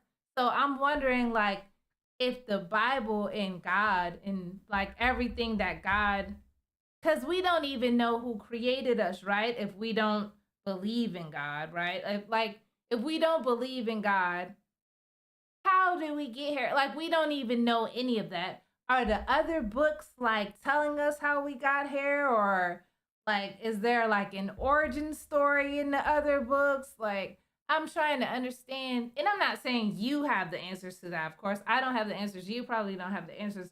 But I'm just wondering, like, like I just think the Bible gets a lot of flack sometimes because it's like, okay, well, that's a fairy tale, or why does it say that, or that doesn't make sense. But what are the other books saying so we can say, oh yeah, that doesn't make sense in this book over here? Like, yeah, this book makes sense. Like that's why I did that poll, like how many people read those books, those other books, and not a lot of people read those other books. So it's like I don't understand, like how can we like get like weigh our options per se. Like how can we say, all right, well, you know what? Let's screw that Bible. Like for real. That's garbage. For real. Because we are actually referencing it all the time. Like even when we don't know we are referencing it, we're referencing that book. But I never hear a lot of people say, well, in that Maj, the satanic book said, I don't, are like, are they trying to keep it a secret from the rest of us and like be the enlightened ones while we are like, like, oh well, we're following this, we don't know what's going on, but they're over there with the satanic book. Well, I guess we could go get one, but you get what I'm saying? Like, is it like a secret? Like, why isn't there like, okay, well, there's a satanic church down the road by the Walmart. Like why is it such a big like secret? Or like the Scientology churches or whatever. Like why is everything so like secretive for them? Like if they want their beliefs to be respected and to stand out, like why is it such a secret? Like, like everybody knows the Bible is not a secret. Like, oh, like everybody knows it's not a secret. But like I feel like these other things are just so like hush hush, and I mean, I don't know what y'all do, but if y'all do it, be proud about doing it. Like, like if y'all, I don't know, cut chickens' heads off, hey, that's what y'all do to make stuff right. Teach us that. Like I cut these chickens' heads off for this, or I do this for that. Like, but I just feel like for the Bible, it's like, oh, that's hogwash, and that's okay to believe that. I'm not telling nobody to believe anything. I'm just saying tell us about your book, or tell us about your teachings, or maybe invite people. Well, they probably do invite people, but I just feel like it's just so secretive. Like why, like are they keeping it a secret for a reason? Because they say like, oh, you guys are not worthy to learn about this stuff. you know you get what I'm saying? I know that was a lot. Yeah, that's yeah. It's what I find paradoxical is that you have one book, the Bible, but look at how many different Christian churches use it. Right. So if these Bibles all contain the same information, why do you have so many different churches? Right. Now, the one thing that I find strange about the Christian religion is that it shares an awful lot of similarities with other more ancient religions. For example, there, excuse me, like the Mesoamerican religions, the Indian religions, like I'm talking North American Indians, um, the continental Indians, Sanskrit, Hindu, they all have, for example, a creation story. It may take a different shape and form, but they all have a creation story. In the beginning, there was nothing. they all have stories of a great flood, like Noah. In one example, I think it's Gilgamesh, but they share an awful lot of similarities. Now, I have heard it said, and to me, it is logical that the Bible, Christianity, is little more than a mismatch, a bringing together of fragments and bits and pieces and commonalities of all these more ancient religions. Because if you take the time there, you'd be surprised. You really would be surprised. All of these different books also have a war between two factions, which resulted in the underworld and the upper world. They all describe the end times. And I can't remember all of the different similarities. But it was, and all of these religions predated Christianity. So what you see in the Bible really is nothing new. It has been, and this is why again I do not necessarily subscribe to Christianity per se, is because the Christian religion is basically a collection and a mismatch, a mixing together of what they read and what they found in other religious texts. And really, like I say, I mean, you can research it and you'll see exactly what I mean. And they also contain all of them one central figure, which it's be it Viracocha or Rama, and they'll come back in a couple of thousand years. They all share that same thing. So would you think that that makes it more valid then? I would think like, you know, it's more valid that these events actually took place if they are in other books, you know? Well, it is possible that some of these events had their basis in fact. Um, like I said, the various accounts of the Great Flood, which reportedly covered the entire planet. I don't believe that, but what I do believe is that it may have been a catastrophic geographical event or geophysical event that covered that part of the Earth. For example, the Euphrates Valley could easily have been inundated and covered, and that would give rise to the Great Flood story. So in that respect, it could be based in fact. Something else I dispute um, about the Bible, and I know I'll probably be proclaimed a heretic for saying this, but as regards um, the enslavement of the Hebrews in Egypt, well, I have seen and had translated by people hieroglyphs from that very period, showing that they were well fed, well housed, and well treated. So where did they get the story from? And You're there are talking also about the like the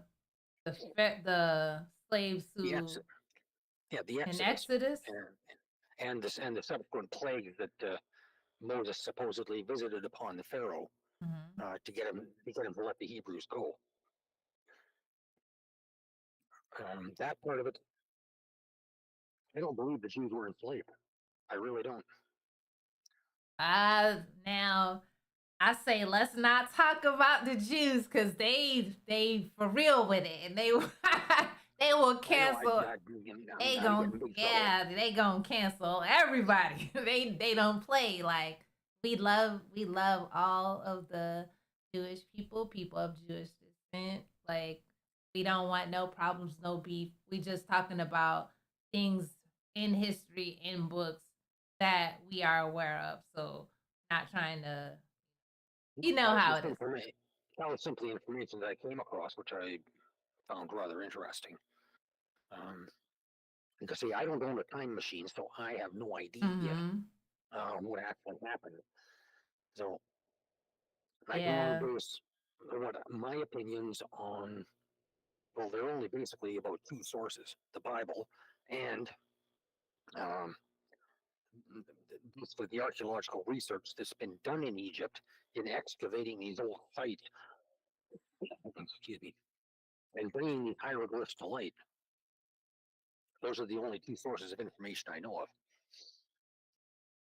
Yeah, that's what I'm saying. I feel like there is so much information out there, and even as much as you dig for it to find the information, like it's really no way to say that the information that you researched and you got a hold of is even the right information, and it's all these like conspiracies and like I mean like the Nephilims. You ever heard about the Nephilims, Mm-hmm. like the angels who like came down from heaven and slept with the women and made giant beings? And like I mean, Mm-hmm. I'm not saying it didn't happen, but it's like, and they said they found bones and everything, and like it's like we just have no way to like deny or confirm anything for real. Like all we can go by is like researchers and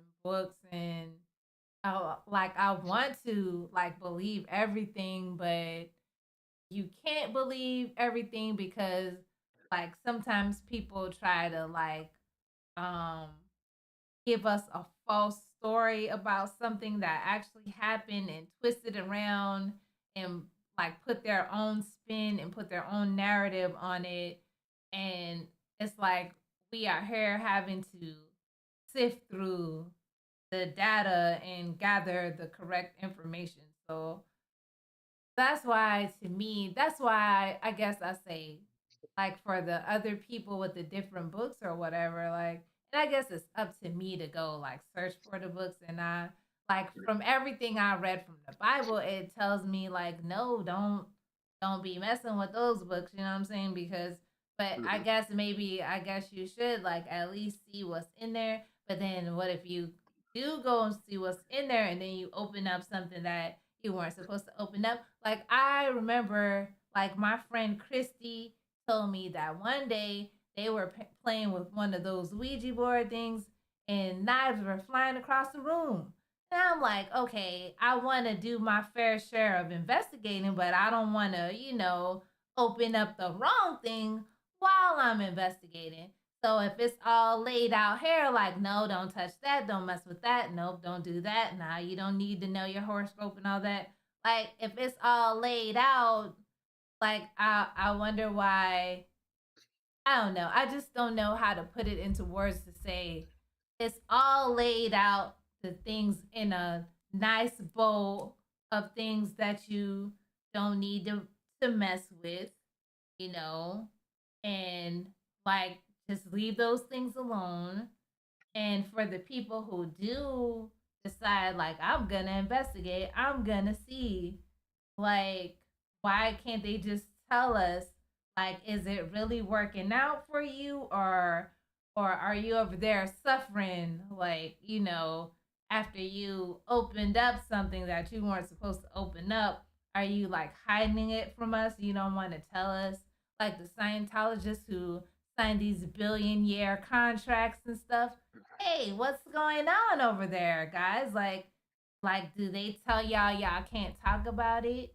Because a lot of people are doing it. Tom Cruise, he's Mm-hmm. doing it, like, so, like, what are they doing? Like, and it's like, okay, well, this, like, and I'm not saying like people escape from those, I don't know, do you call them religions? But I don't want to say people escape from those religions, because people leave Christianity every day too. They say, you know what, this is not where it's at. I'm not really trying to do this.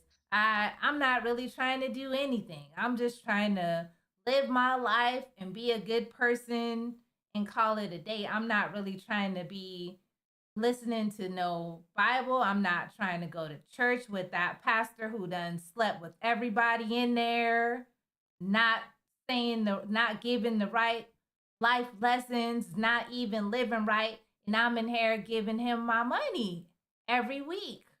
Like, I don't want to do this. I'm not getting better in church. I'm not getting happier. I'm not finding peace. Like I said earlier, I'm not learning anything.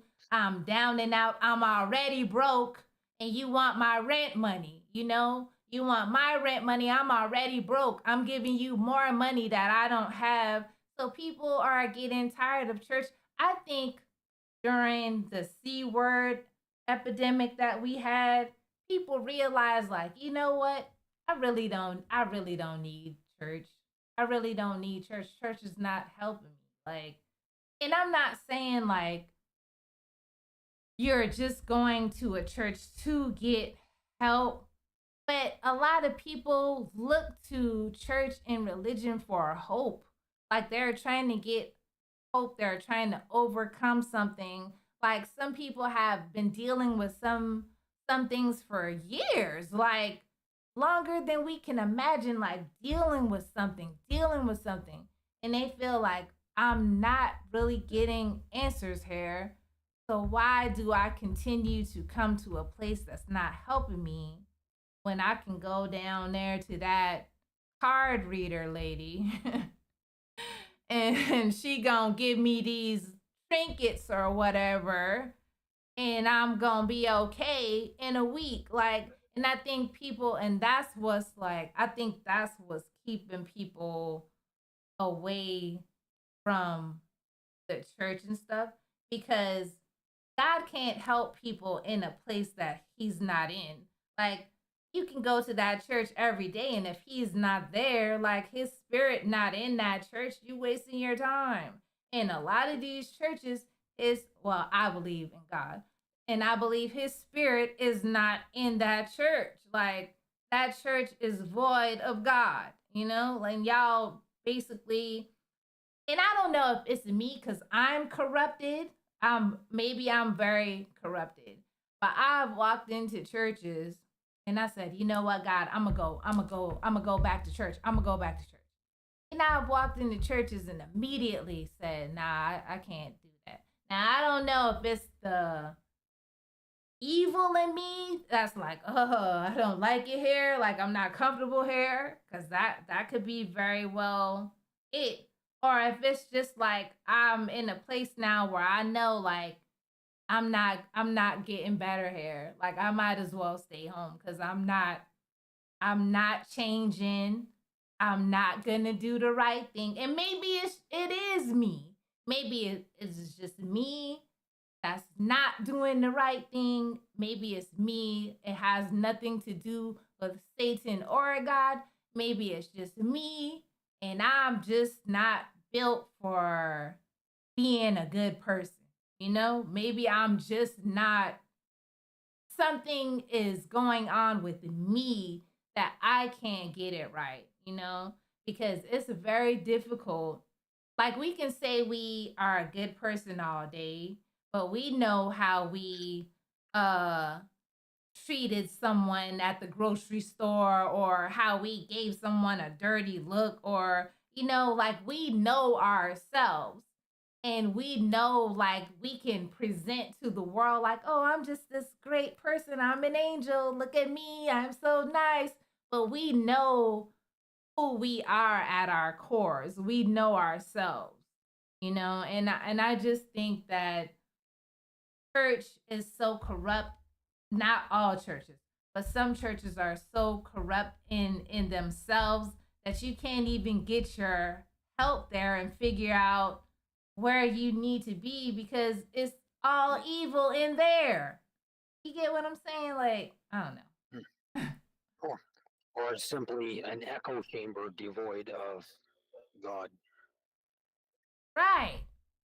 Like, But in any event, basically, and it takes no effort to try it, and you might even gain some peace from it. But but basically, I think you could probably find this peace within yourself. I really do. Because, you know, you don't have to be a nice person 24/7, 60 minutes out of every hour. Nobody can do that. I can't. I can be 10 minutes down the road and curse somebody for cutting me off. On gang. And I mean, so that, to On me, that is gang. just being a normal human being. But when I go to a grocery store, if I see somebody having a problem, I will try to help. When I'm in the checkout line, I will always crack a joke or two with the cashier. Because, I mean, look at the people they have to deal with. You get cranked. You get people who don't give a damn. They see these kinds of people all day. So why not have one person, me, crack a joke, get a smile, give them a laugh? That is a random act of kindness that is priceless. And I love doing stuff like that. And I get remembered. It makes people remember you because of all the clowns, goofs, and grumps that they saw in the day. I was the only one that brightened it up. So you might try that because I know you've got a good sense of humor. Well, I So, do, like, I'm not saying that I don't do acts of kindness and stuff, because I think today, like, whenever they do some kind of act of kindness, it's like, oh, I'm recording, like, look at me giving away this $10, or look at me giving away my clothes, or like everything is like for a show. So yeah, I do believe that if you do acts of kindness, and I don't know, maybe that's the wrong way to think about it. Like if you do acts of kindness, it will come back to you. Like maybe it's the wrong way to think of it, but I do think of it like that. I do think that, like, because like throughout my life I've tried to help others in any kind of way I could. I do feel like if you believe in God or not, something is like, you know what? I'm going to look out for you because you looked out for others. You continue to look out for others. And maybe it's not, maybe you're not supposed to like view it like that and just look out for others, but I do believe that when you put out good, like it does come back to you. But in some situations, it doesn't. Like I've seen situations where, man, a man or a woman could have been like this golden man, the best person, and just losing it all. Like, I mean, just everything taken away from them. And and I guess you can't look at it like that either, because we don't know what's going on in a person's life to their core. So, and from my understanding, because like I said, like I get all of my references from the Bible, because I don't know what the other, like the Satanic Bible and stuff says. And maybe I should like check it out just to see well how they look at things. But from the Bible, from like what I read, like God already told us, like I already put a curse on you for what your great great great great great great grandfather did anyways. You know, like he told us, like, hey, I already cursed your whole bloodline. So, and I'm like, how how is one to feel when you know your bloodline is cursed already, you know? And I know I shouldn't look at it like that, but I look at it like that. I'm like, dang, like, he did say, he was already cursing my generation. Like he told us, he made it clear, like, your bloodline is cursed, your bloodline is cursed, your and he doesn't break his covenants. He is a covenant person, a rule person. If I said I was cursing your bloodline, that's I'll try to make your life okay, but that curse is still there. Like, and that's why I'm like, I don't know. It's very confusing for me, because you want to live a good life, you want to do the right thing, but then like when you think about it, like, do I have a curse on me? Because like and I shouldn't say it, but many times I felt like maybe there might be a little something going on, a little curse. I don't want to say curse, but like something, because you could have a curse on yourself and not even know it from your family, your bloodline might have a little curse. Like if you ever had a dream that you were flying, you ever had a dream that you were flying? Well, they Yeah. say, and like and I'm not talking about in an airplane. I'm talking about you are flying. And then you think like, okay, I'm flying. This is so great. Well, I've been told that no, that's forces controlling you because humans are not meant to fly. Birds are meant to fly, and something is manipulating your life, controlling you, causing you to fly in your dream and astral project and all that stuff.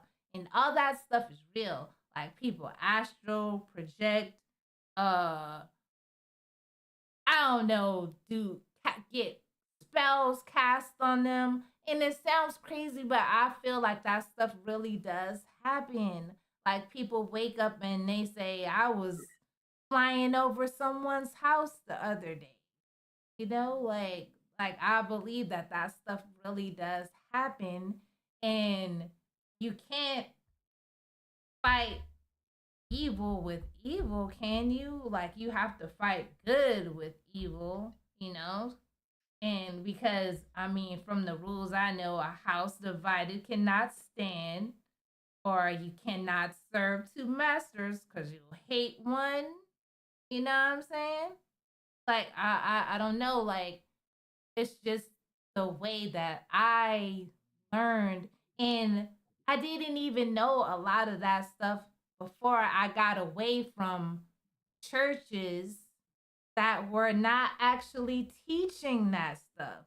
Like they don't teach that stuff. It's like, oh, well, if be a kind person and everything will work out. Like they don't teach you the nitty gritty, the I was possessed last week. They don't teach you that stuff. They don't teach you like, oh, that painting you got in your house. Sorry, I'm getting a little ghetto. Sorry. But they don't teach you like that painting you got hanging on your wall got something on it that you got from that yard sale last week. They don't teach you that stuff. They don't teach you stuff like that. And that's the problem in church, I think. The problem in church is they not getting down to the nitty-gritty and the evil of it all. Like I was watching this priest the other day, and he was talking about how prevalent possessions really are, like how prevalent it really is. And if you are like that, he said, like, you can't fight those things not in the right head space and heart space. He said those things will rip you to shreds if you are trying to deal with demonic forces. And like if you not right, like if you try, those demons will laugh at you. And I don't think that churches are actually equipped for all that. I don't think like all churches are really built for that. And they like, I guess they wanted to be a place to feel good that you came on Sunday and then go home and call it a day. But like those real demons are out there every day. They come through our music, and I know I sound crazy, but those demons come through our music, like our songs and stuff, and our like whatever we listen to is demons in some of those. We don't know. Like I forgot that musician that he said, was it Dylan or one of them? Anyways, he said that you know what? Like he's still paying his price for making those hits. Like he still gotta pay back to the god of music, the light bearer, Satan. Like he still gotta pay back for that. And I even read, and I mean, I know I sound like a lunatic right now, and like I know I do, but I even read that Michael Jackson in Hell and Whitney Houston. I don't know. I know it sounds ridiculous, but essentially um Michael was trying to get out of his satanic contract. He was trying to get out of his, he tried to get out, but I don't think he made it out, and people had dreams that they saw them there, and they say like hell is a place of torture where you basically you like repeat, you continue to like repeat things you did on earth over and over and over again.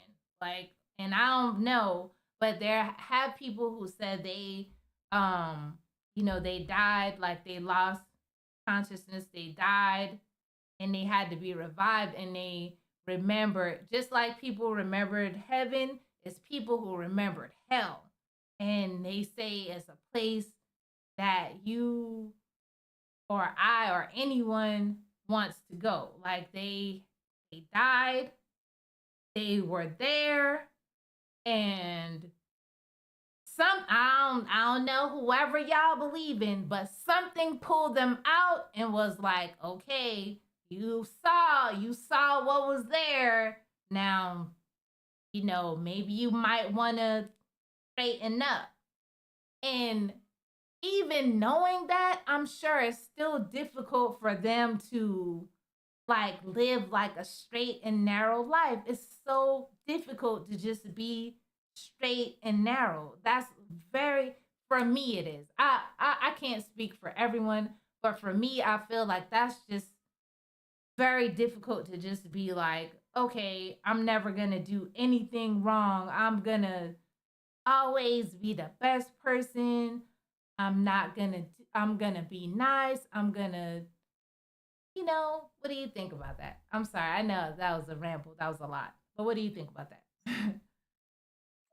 Okay, first of all,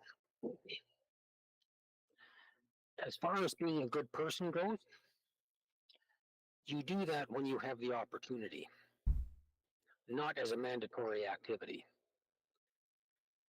You don't, and I don't, go out and look for things where I can do good. I don't bother with that. I got other things. I got to take care of my own life. But, for example, occasionally when I walk into Walmart to do some shopping, there'll be somebody sitting there with a table, and they'll be asking for money for a good cause, like for the kids or, the Animal Society or whatever that. And I'll slip them $10. Maybe I can't afford it, but I'll slip them $10 anyway, because it's all going to a good cause. And it's not that I consciously went out of my way to do that. It just happened to be there, and the opportunity presented itself.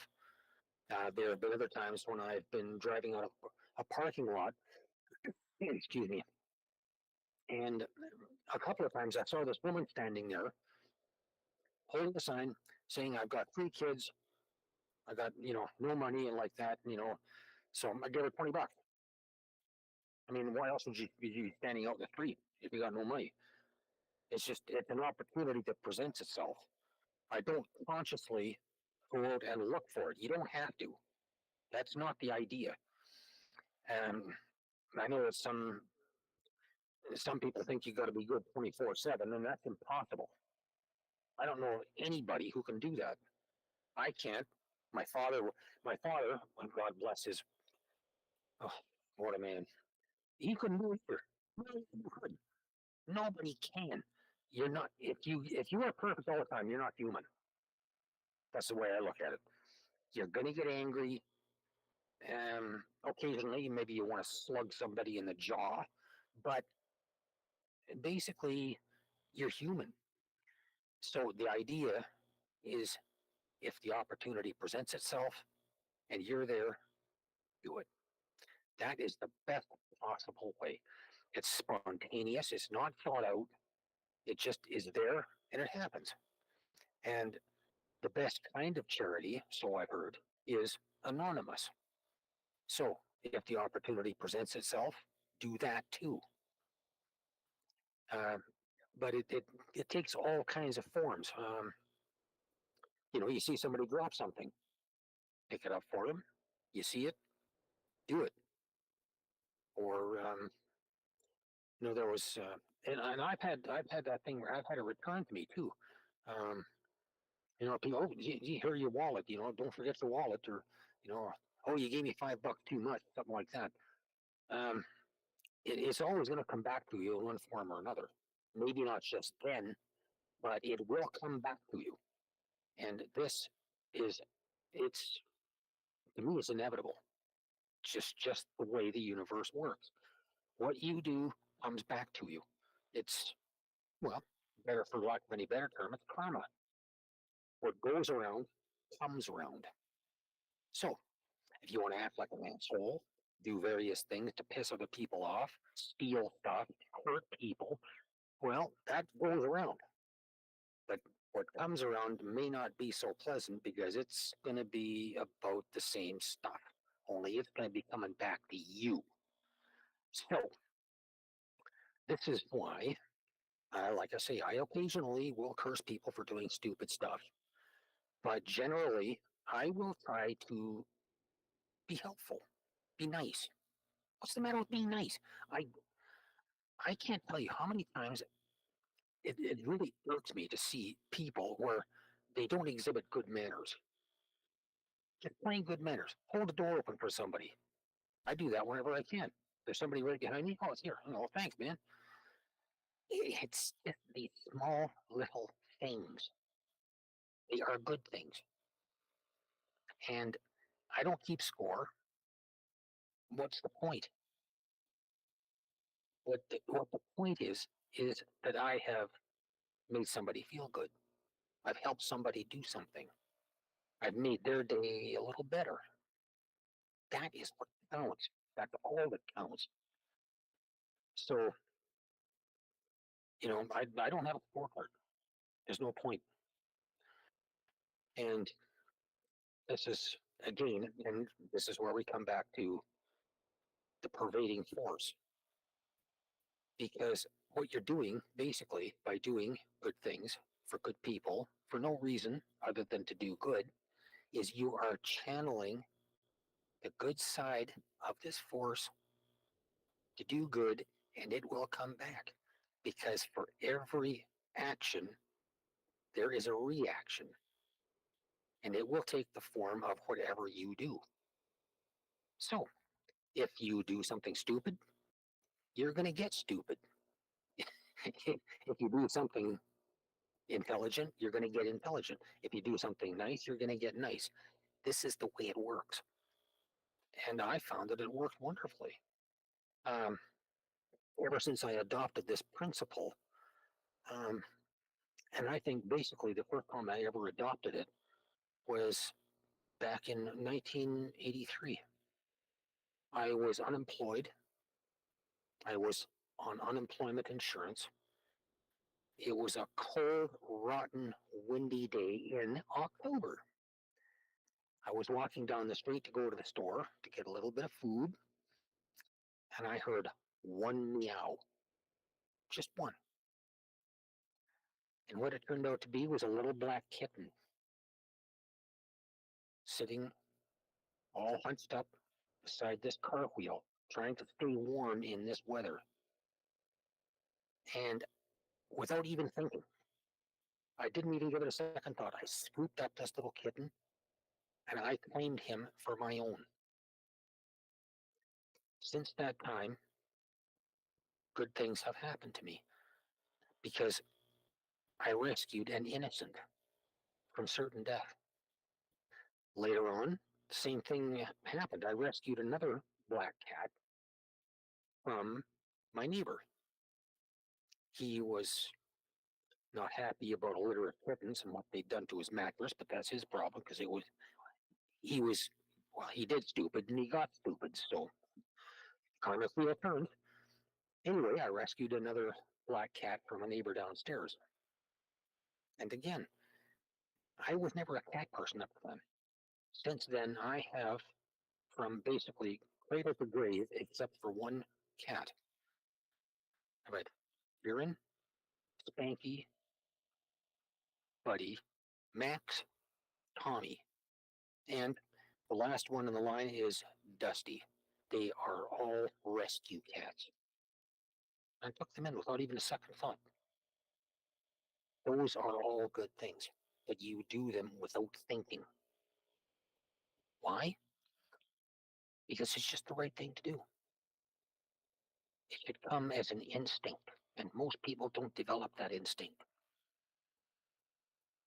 And it's and this is what makes living in the world difficult, and it's what you would say provides portal for demons, because it is so easy either not to do anything or to do something mean.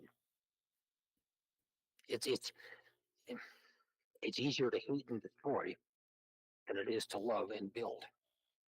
That's why most people choose the former and not the latter. You have, Well, oh, I'm sorry. Go ahead.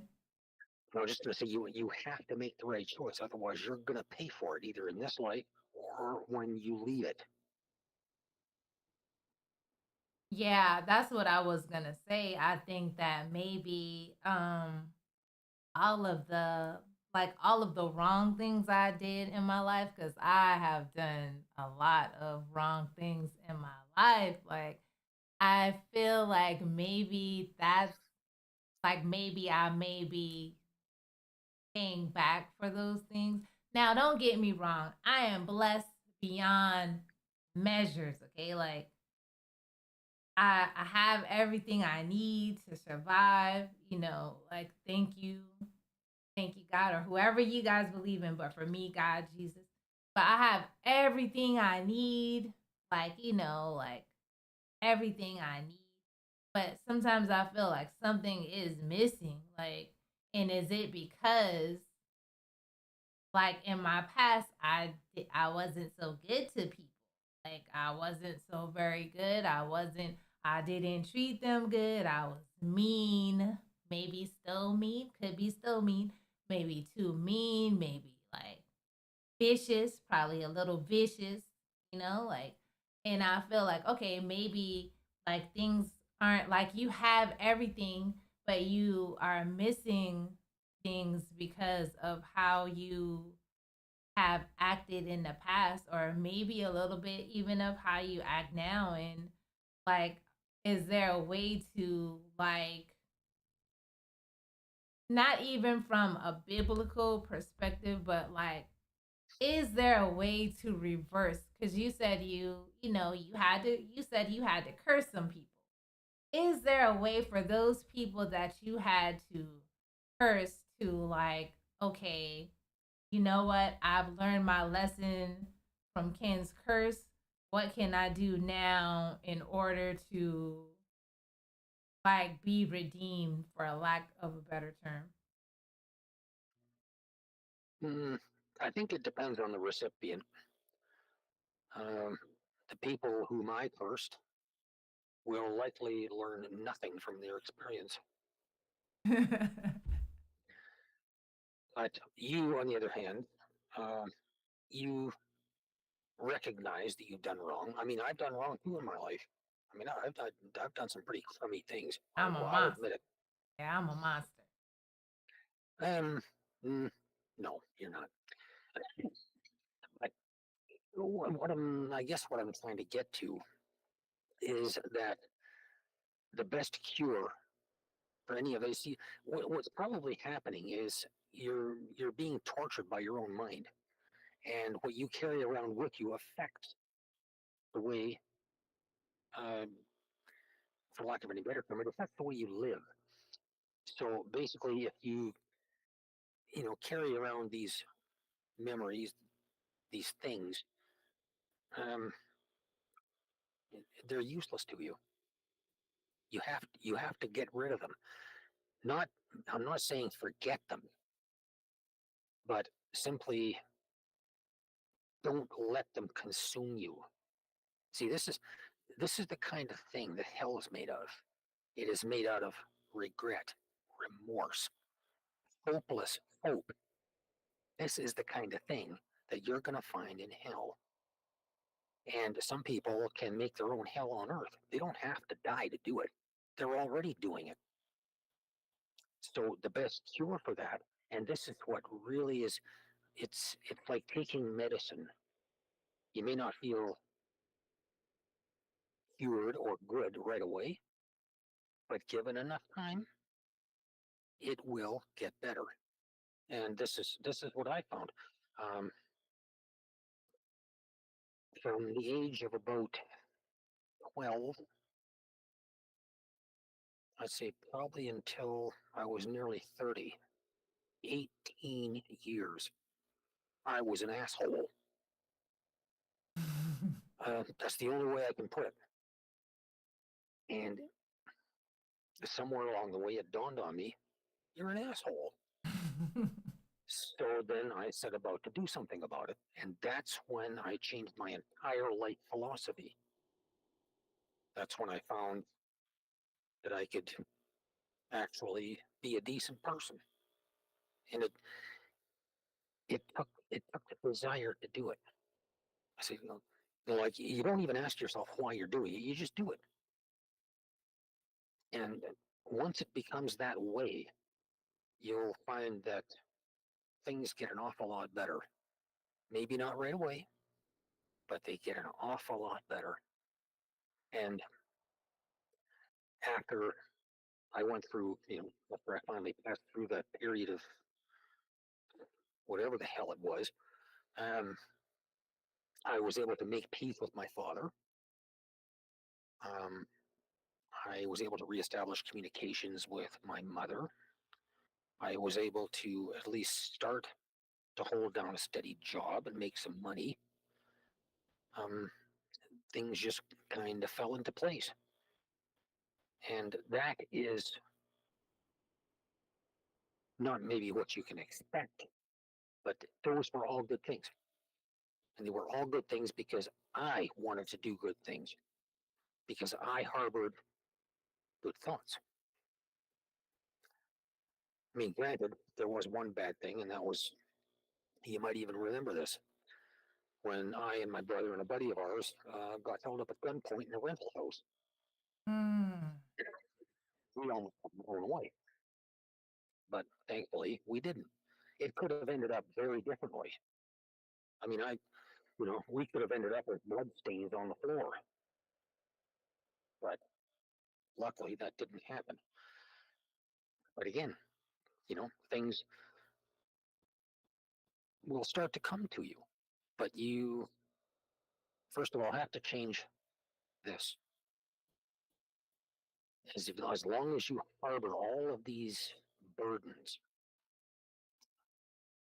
as you have to, and this is the way I did it.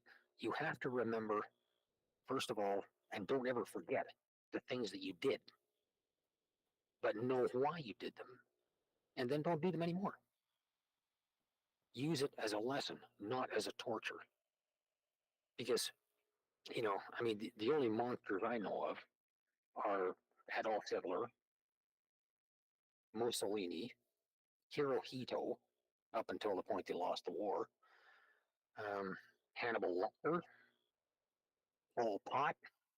Those are monsters. You're not. So it's not going to be that hard for you to get, you'll get over this. I know you will. Yeah, I think for me, I did go through a period of time where I was so, I don't know what kind of headspace I was in, but whatever headspace I was in at the time, even though, because you, like, people think, like, dang, like, you have it. Like, Jen, you, like, what's wrong? Like, you got, like, what's the problem? You have it all. Like, like, what's going on? Like, I'm not rich, but I'm not poor kind of thing, right? And, like, I was in one of those headspaces where it's like, I, I don't know if it was like a breakdown. I don't know if I was going through. I hate to say mental breakdown because I don't think it's mental. I sometimes I think it's forces, but it could have been a little of both. And like I had done something I didn't have no business doing, right? And I went to sleep, and it was like something was like dragging me down, like to down there. And I told you this, and I woke up, and I was clearly awake, and like something was like typing across my wall like a typewriter, and all kinds of colors and letters and symbols that I couldn't make out. And I was like, oh, you done opened it up now. Like you had so many warnings to chill out and be easy and be like, do the right thing, live accordingly to whatever there is that's good, you know? Like you had a lot of opportunities and you kept playing around, and now here goes the warnings that I don't even know what the warnings were, but it looked very like foreboding. And when like I said, I immediately, like I was already awake. I wasn't even asleep like when I saw it. Like I was awake, clearly awake. And it was like the writing was all on the wall. And like I started crying, and I'm not a crier. I never cry. I'm not really okay, I cry, but for like sad movies or something, but not real life, like in real life, I'm a G. And like I started like crying, I was bawling, like I was like, oh my God, like I don't know what portal I unlocked from the heinous act that I committed. But can we close? Like I just didn't know what it was. It was like letters and symbols and words on my wall. Like, and like I think I seen some of the symbols before, but I didn't know what the symbols were. And I was shocked, but not like this time. This time it was like, oh, you didn't listen to the other symbols. So here goes this whole manuscripts of words and symbols. Like I couldn't make them out on your wall. Like I tried to research online, like what could this be? Like, dang, was I that jacked up in my head that like that happened? And then after that, like they come like all the time now. Like, like, and like just to not see them, sometimes I'll be like, well, I'm just gonna wait before I look over at any walls, because they can happen on any walls. Like they can happen on in spaces, walls. It doesn't even have to be at my house, and they pop up. Like a lot of times I'm like glad when I don't see anything. Like I'm glad, because it's like, you know what, I'm tired. I don't want to see it. I can't make it out. I don't know what these words and symbols mean. I don't know what these colors mean. I don't understand. Like, and I think one time it did say delivered. I'm not going. So if that was a good thing, I'm not gonna take away from that. One time I think the words said like delivered, like then like all the other words. So I don't want to take away from that if that was something that's like, all right, you know what, like you learn your lesson now or whatever. But all I'm saying is I don't know what that could have been that I opened up in my mind. Like, what was that?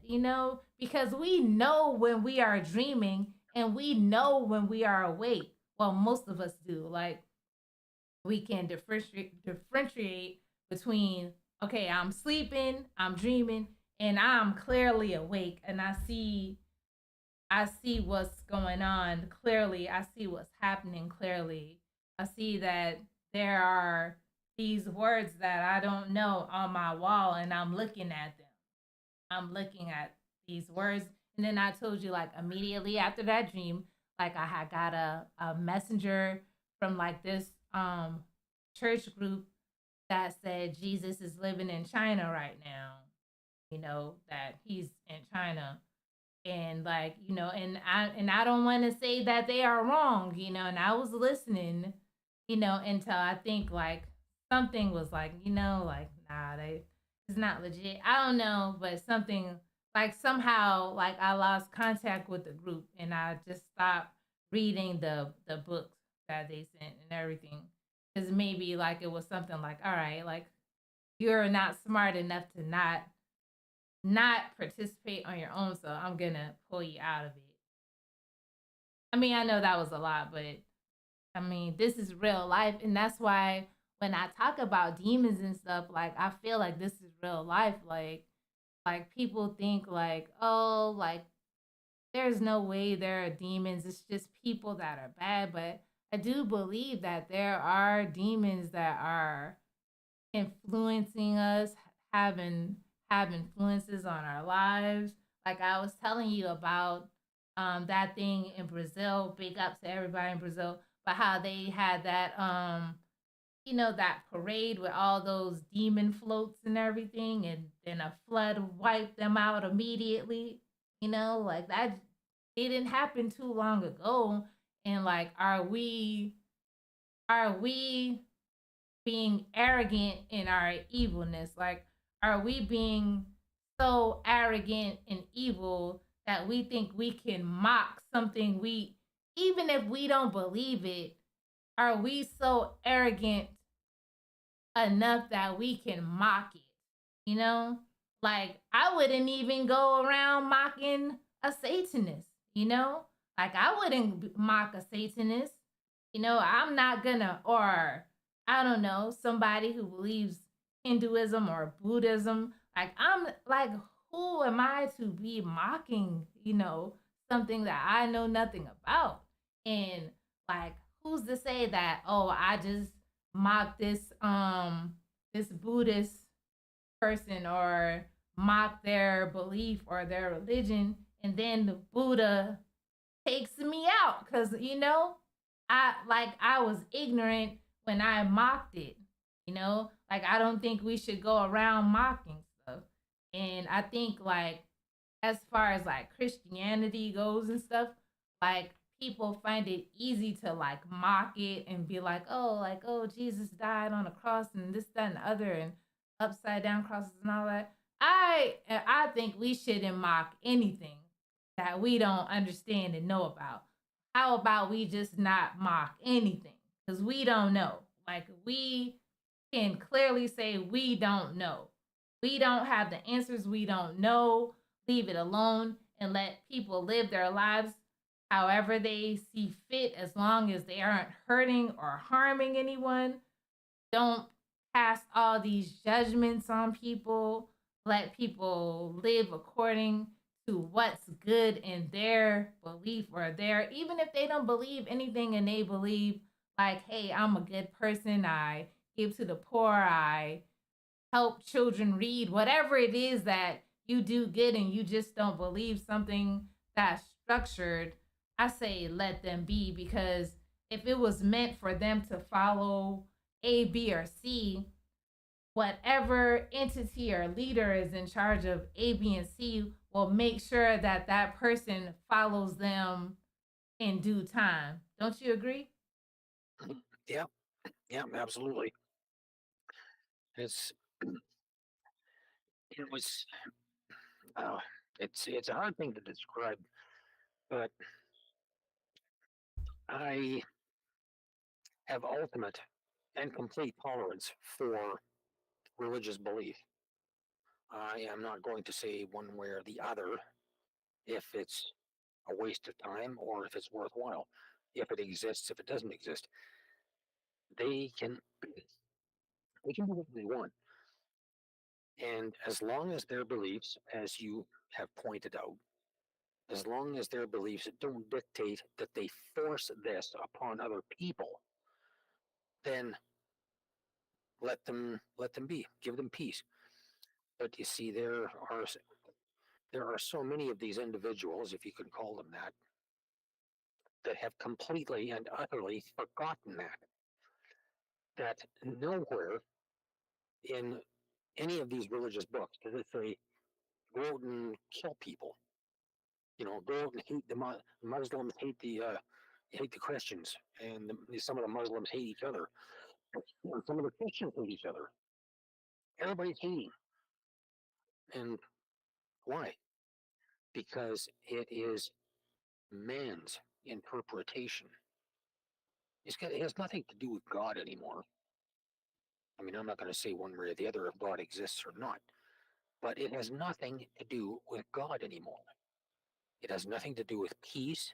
It has nothing to do with inclusivity or passivity or respect. I mean, this is why you have all of these people, for example, believing the absolute poison that comes out of the mouths of evangelists, ones who actually proclaim Trump as their messiah. Who are these people? They are deluded. These are the demons among us. And they are spawning more demons because people believe this. And until there is a way to cure them of this disease, it's simply not going to get any better. And if Jesus is going to come back, and I've heard calculations of the year 2033, then there is going to be literally hell to pay. That's what confuses me about oh, do you need to like go get a drink or something? Because we can go to break. And that's what confuses me about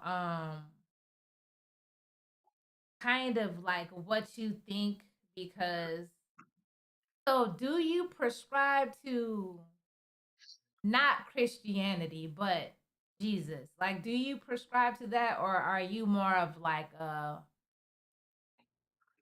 maybe there's Jesus and maybe there's something else? Like, uh, how do you navigate that? Like, how do you navigate that? Like, I find like even like not just you, but I find like even for people who say they are like atheists and stuff, they pick one or the other though. Like they like pick something, even though they don't believe something. Like, how does that work? well, I I really can't speak for their thought processes, but as far as I am concerned, there are, like I say, certain tenets of the Bible Mhm. that are a prescription for peaceful coexistence. You know, the Ten Commandments is a classic example. Some of them are maybe outdated, um, but basically, in that part of the Bible and in other parts, it outlines how you can peaceably live with your fellow man. And for example, judge not lest ye be judged. Well, I'm not about to judge anybody because who am I to be the judge? I'm just me. Or how about, you know, do unto your fellow man as you would have him do unto you? This is why I'm nice to people. I want to be treated nice in return. And I found that generally it works. So there are things in the Bible that I definitely agree with. Um, but what I don't necessarily believe is, well, most of everything else. I mean, So, oh, go ahead. I do believe in some of the stuff that is outlined. Um, you know, for example, the coming of the end times. There are things in there that do. What's going on now? So, I mean, it's getting to the point now where if you want to take a vacation, don't go anywhere. It's not safe. Um, as far as the Ten Commandments, like you said, some of them could be outdated. So let's go through them. It says you have number one, you should have no other gods before me.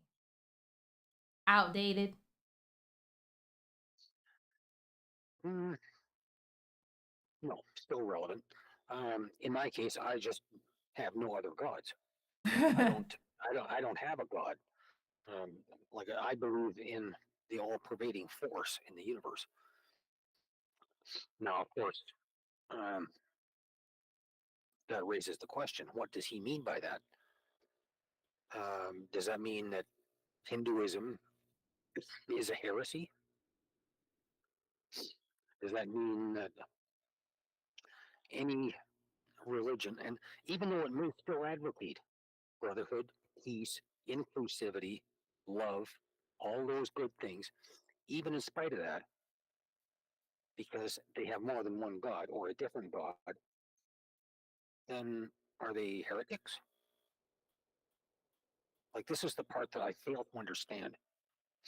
In my mind, and I could be wrong, but I was thinking like, yeah, other guys like that. But I was also thinking like maybe like, oh, like my cars or my money or my possessions or my drugs or I don't know, my wife or my girlfriend. Like, sometimes people get like um possessive about stuff and they feel like those things are more important than anything in the world, like their jewelry or I don't know, even like maybe a TV show or just something that you are more passionate about than him. I think that's what I think that means. But also, like, I don't know, it could mean like, the Buddhist god or whatever, Buddha, or like, I keep saying Buddha, but not just Buddha, like, what is it, Allah, or like, I don't know, it could mean those things, but I was thinking like things like you like take more stock in, like you put so much effort into, I don't know, your material things. That's what I was thinking. But okay, it says you shall make no idols. Outdated. I think actually it is. And I think it was originally referred to as graven images. Um, but that is, to me, a bit of a contradiction because what do you find in any church? A cross Yes. with Jesus on Yeah. the cross. That is an idol. It's a graven image. Uh, like I don't like. He's probably referring to pagan gods, like the golden calf or a statue of Kali or somebody like that. But um, as far as graven images go, I take that literally. You say no graven images, fine. Take down all of the things, the pictures that you think you I need to agree. kneel down in front of and worship. Like or like the crosses and stuff. Like take Mm-hmm. those down because those are graven images, and we don't know what Jesus looks like. So, who is that you have that you engraved on there? So, Yeah. yeah, okay. It says the third one: you shall not take the name of the Lord your God in vain. Outdated. Um, well, not being religious, that's a tough call. I would say, in the strictly church sense, no, it's still relevant. I guess that would mean like when people are like, "Oh my God," or I guess that like that, right? That's like Mm-hmm. or Yeah, Jesus Christ. All right. yeah, yeah, exactly. Keep the Sabbath day holy. Outdated. Mm-hmm. What even is the Sabbath Hmm. day today? Yeah, well, that's the thing. Whose religion do you subscribe to? If you're Hebrew, it's Saturday, and they are not allowed to do anything on Saturday, not even dial a telephone. Hmm. It's not supposed to do anything on the Sabbath. For the rest of the Christians, it's Sunday. Yeah. Now, of course, if you want to talk about other religions, there's the Seventh Day Adventists, and there's also a Saturday. In fact, it reminds me of a joke. Maybe I shouldn't be telling it. We Right. not Anyway, trying to get in trouble. Because this is people will pure. be like, This is purely innocent, but it I got a laugh out of it. But anyway, the man, I'm not going to, no specific religion. The man passes away, and he finds himself standing before the pearly gates with Saint Peter. And Saint Peter says, "Well, you've been a good man, and welcome to the realm of heaven." He said, "Here are all the people around you," and like that. And this man looked way off in the distance on a hill. Was a group of people all by themselves, and he said, "Who are those people?" And St. Peter said, "Well, those are the Seventh Day Adventists. They think they're the only ones here."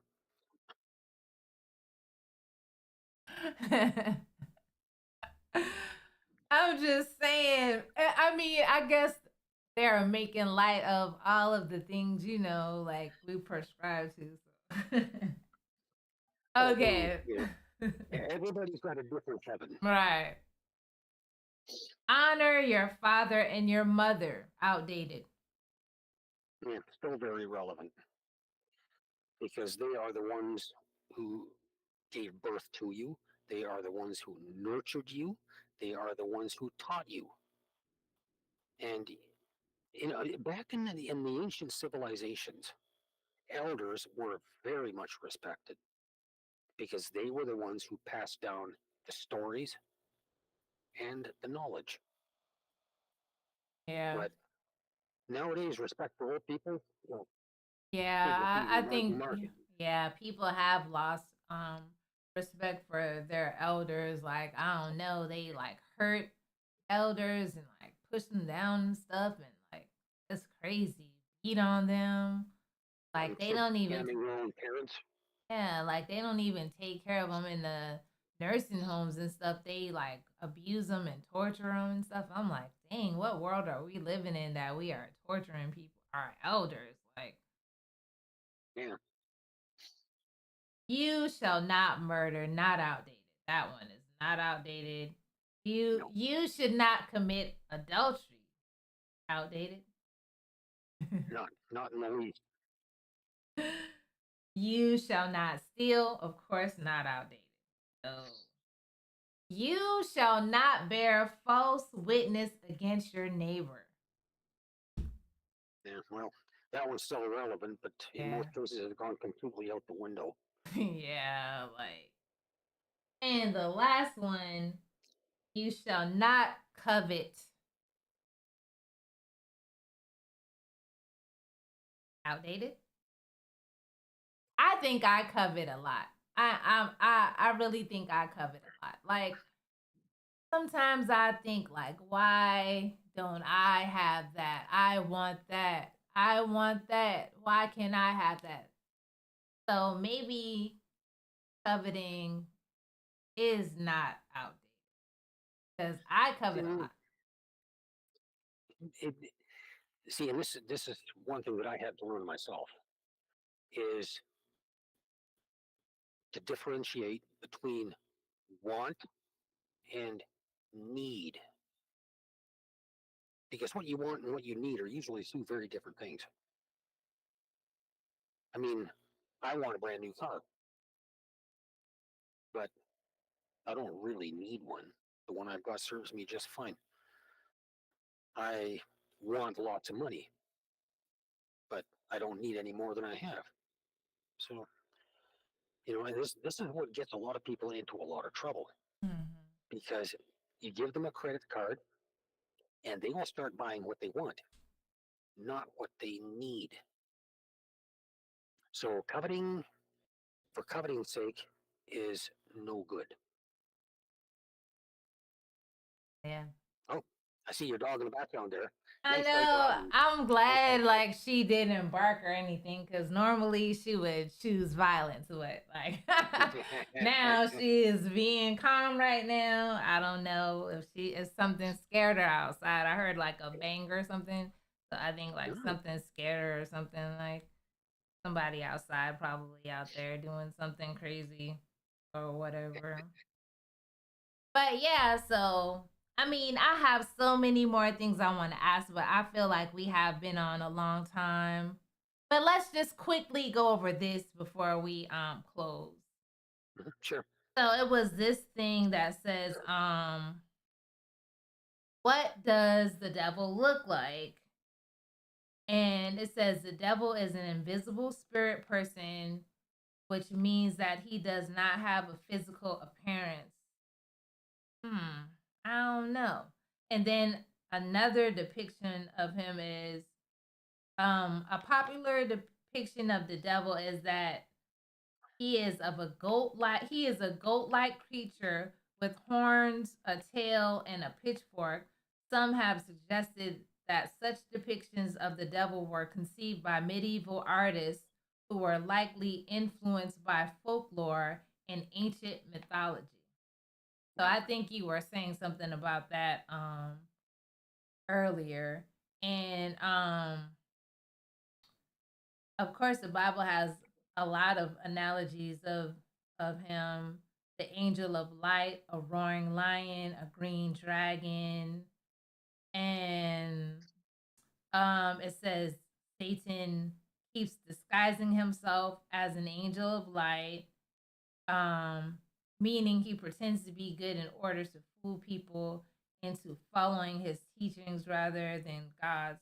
But we like, okay, the point of all this, anyways, was that to know and understand who um Satan is, but I don't think there's any way for us to know. Like, all we know is that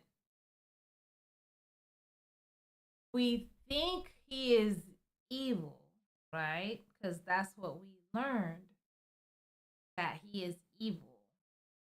But we don't know for sure if some of the things he does are good. Like, is he inherently bad? Like, is everything that he does bad? Or does he sprinkle in a little goodness in there? Like, is Satan just like everyone, like where we do some good things, we do some bad things?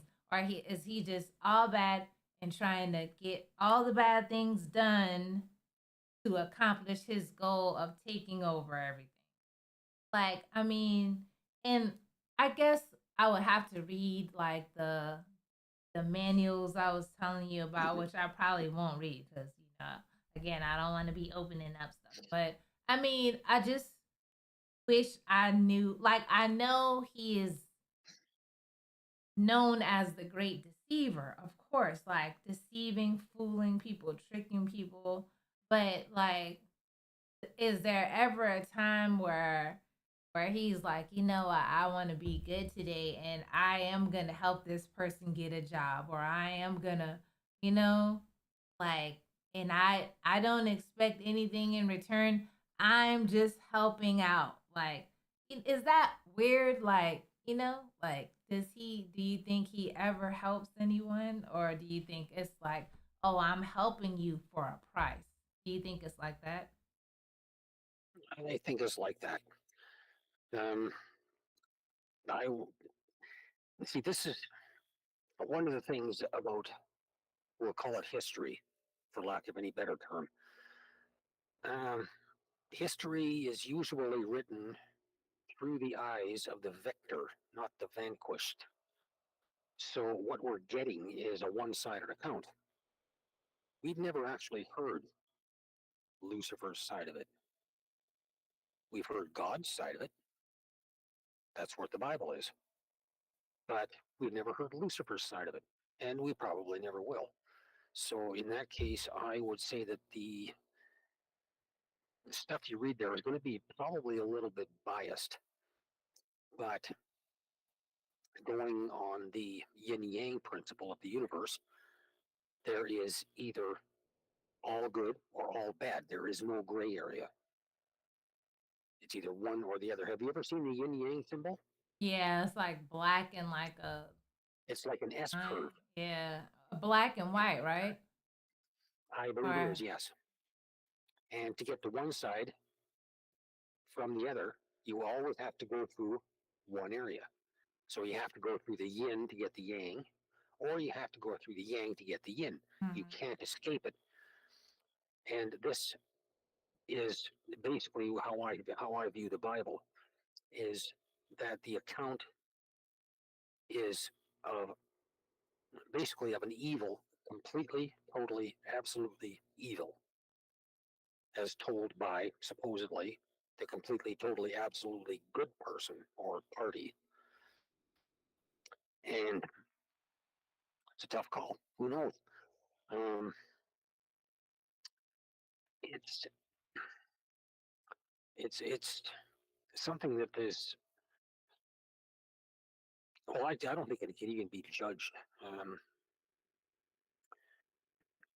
And it just well, that reminds me of a story, and I'll try and keep it brief. No, you're fine. But it involves the history of the jack o' lantern, and this story originates in ancient Ireland about a man named Stingy Jack, and he lived up to his name, and he was not well liked by the villagers. One night, he and the devil went to the pub to have a drink. Stingy Jack had no money, so he asked the devil if he could change himself into a coin so he could pay for the drink. The devil said, sure. So Stingy Jack immediately took the coin, put it in his pocket right next to a crucifix, trapping Satan in the form of a coin. Kept him there for a year. Finally decided to let him go.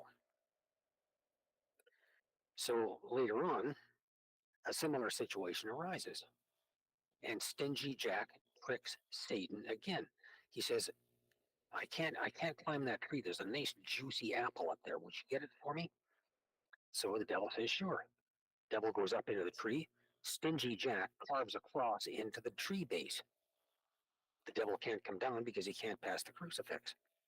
5 years later, Stingy Jack finally decides to let him go.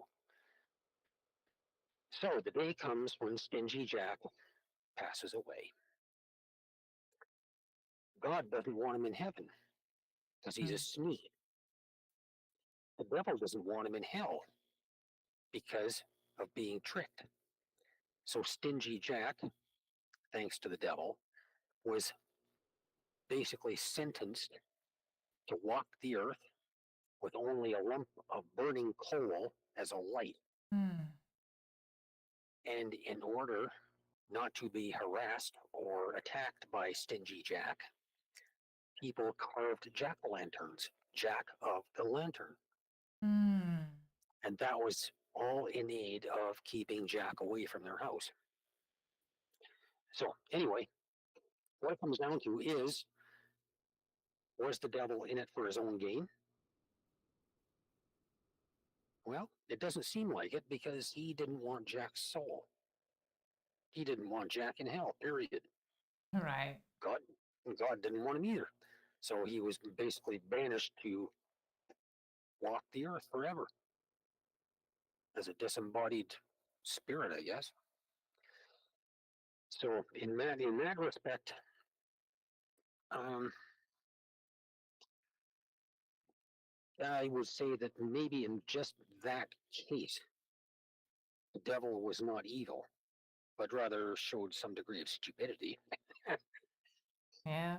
To be tricked by a mere mortal, that's doesn't look too good on your job record. So Yeah. I mean, and that there. Oh, I'm sorry. Go ahead. I was just going to say, in all other respects, to the best of my knowledge, he's been portrayed as and probably is completely evil. Well, I know, like in the book of Job, we got to see how he got to negotiate with God. Like your servant is so good and respects you so much, God, is because you give him everything. Take it away, and he will curse you. He will hate you. And God, he entertains that. He's like, okay, Satan, I will take everything from him and let's see what my servant does. And come to find out, his servant did not hate him. He still worshiped, he still said thank you, even though he killed off his entire family. He took all his money and everything. His servant did not follow Satan. Even his own wife told him, like, you should curse God and die. Like, you want to die right now and you can't even die. Like, go ahead and curse God and get this over with. And he still followed God. Like, he didn't give in. He didn't give in after he lost everything. And sometimes I think, like, man, is that a real story? Because I feel like today we are not strong enough to go through all that. Like, to lose everything at once, just to be sick after you lose everything, to be so sick you want to die and you can't die.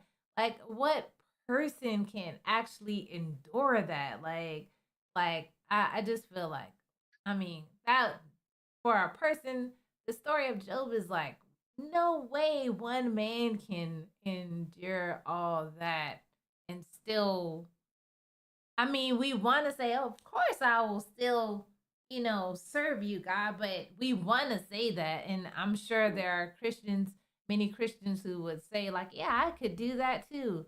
I call BS. I Mm. I I say as soon as you lose your first car or your house or whatever, you already like, you know what, God, I can't do this anymore. But anyway, finally, I'm just gonna close with this. Does Satan have a Bible, right? Because we were talking a lot about the Bible and the lessons from the Bible or whatever. So I was just wondering, does Satan have a Bible? And it says the Satanic Bible is a collection of essays composed and compiled in 1969 by Anton LaVey, detailing the basic fundamental satanic rituals and ideology. Its proponents regard the Satanic Bible as the foundation of the satanic paradigm, while maintaining that the book is not subject to revision nor interpretation, and that no ritual or ideology contrary to what is depicted in the Satanic Bible is compatible with Satanism. The vast majority of Satanists do not even believe in the existence of a personal being named Satan. Rather, Satan is a symbol of struggle against a tyrannical God. The Satanic Bible is divided into four books, namely the books of Satan, the book of Lucifer, the book of Belial, and finally the book of Leviathan. It is generally believed that LaVey obtained this hierarchy from the book of the sacred magic of Abramelin, the Maj, in which the above four demons are said to be chiefs of hell. Each book addresses a different principle of Satanism and serves a unique purpose within the book as a whole. The Satanic Bible builds upon the traditional secular humanistic philosophy that each individual can be his or her own God. This leads to the arrogant and self-centered worldwide that man on his own can determine truth independent of any notion of God or higher authority. This is clearly in sharp contrast with the biblical teaching that we will be held accountable to God for all things we have done in this life, and is the same deception which Satan fed Eve in the Garden of Eden, asserting that you will be like God, knowing good and evil. The Satanic Bible argues that sin is an inherent part of mankind's character and is, for the most part, not immoral or shameful. The argument goes that Christianity chose carefully such actions, which are part of mankind's instinctual drive to declare as a sin in order to ensure man's continued dependence on Christ and his mercy. LaVey argues that sin in the biblical sense is to be encouraged rather than frowned upon. Conversely, the Bible teaches that sin is indeed an inherent part of human nature, for the heart is deceitful above all things and desperately wicked. Who can know it? The Bible makes it emphatically clear that the ultimate consequences of sin is death and eternal separation from God, and also offers words of encouragement. No temptation has seized you except that is common to man, and God is faithful. He will not let you be tempted beyond what you can bear, but when you are tempted, He will also provide a way out so you can stand up under it. Same sex relationships and other forms of sexuality immoral behavior are openly condoned by the Satanic Bible. Oh, so like in the Satanic Bible, like same sex is cool. And on page 69 of the Satanic Bible, LaVey states that Satanism encourages any form of sexual expression you may desire so long as it hurts no one else.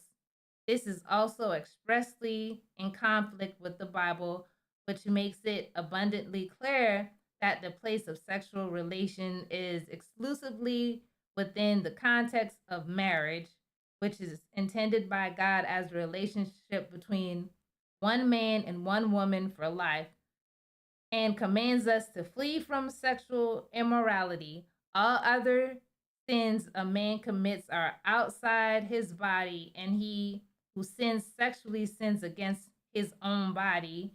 Do you not know that your body is a temple of the Holy Spirit who is in you, whom you have received from God? You are not your own, you were bought at a price, therefore honor God. So basically, the teachings of the Satanic Bible concerning the existence of the afterlife is that there is no such thing as the afterlife after death, and thus life must be lived to the fullest in the world. This is the premise on which many of the satanic teachings are based, for it removes the element of accountability. However, it indicates that man is destined to die once, and after that, to face judgment. There are two ultimate afterlife destinations, heaven and hell. After death, the determination of where one will spend eternity is absolute and final. So I guess like Satanists believe that everything that's happening will happen here and there's nothing after that. Like whatever. So have fun now because it's nothing to do after this. Like we're doing everything here now. And finally, in conclusion, the Satanic Bible and its pertaining dogma is to be considered diametrically opposed to the key principles of Christianity. The Satanic religion is based on unbiblical, false doctrines. Well, that's what they say. And so basically, they're just putting their opinion on it. So basically, it's just opposite. Everything is opposite. Christianity says it's bad. Satanists say it's good, kind of thing. Like no sex outside of marriage. Sex it doesn't matter. You want to have sex and you're two women, go for it. It's all it just seems like just opposites. It doesn't seem like there's any like well from that little bit that I read that is anything dramatic about it that is like what makes that lifestyle better than the other.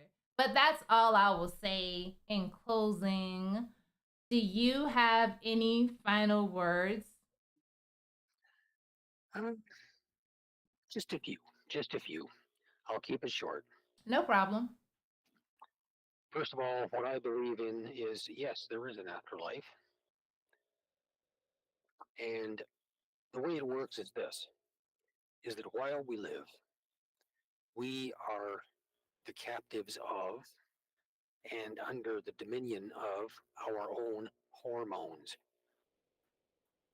Our we our brain is what determines who we are and how we live. And in our corporeal form, in our flesh form, we are subject to all manner of ills. We are tempted. We are revolted. We can do good. We can do evil. We can do all manner of things while we live. But as I say, when you do good, good things happen. When you do bad, bad things will happen to you. And this is where the wages of sin could well be death. They could be something else. But once we die,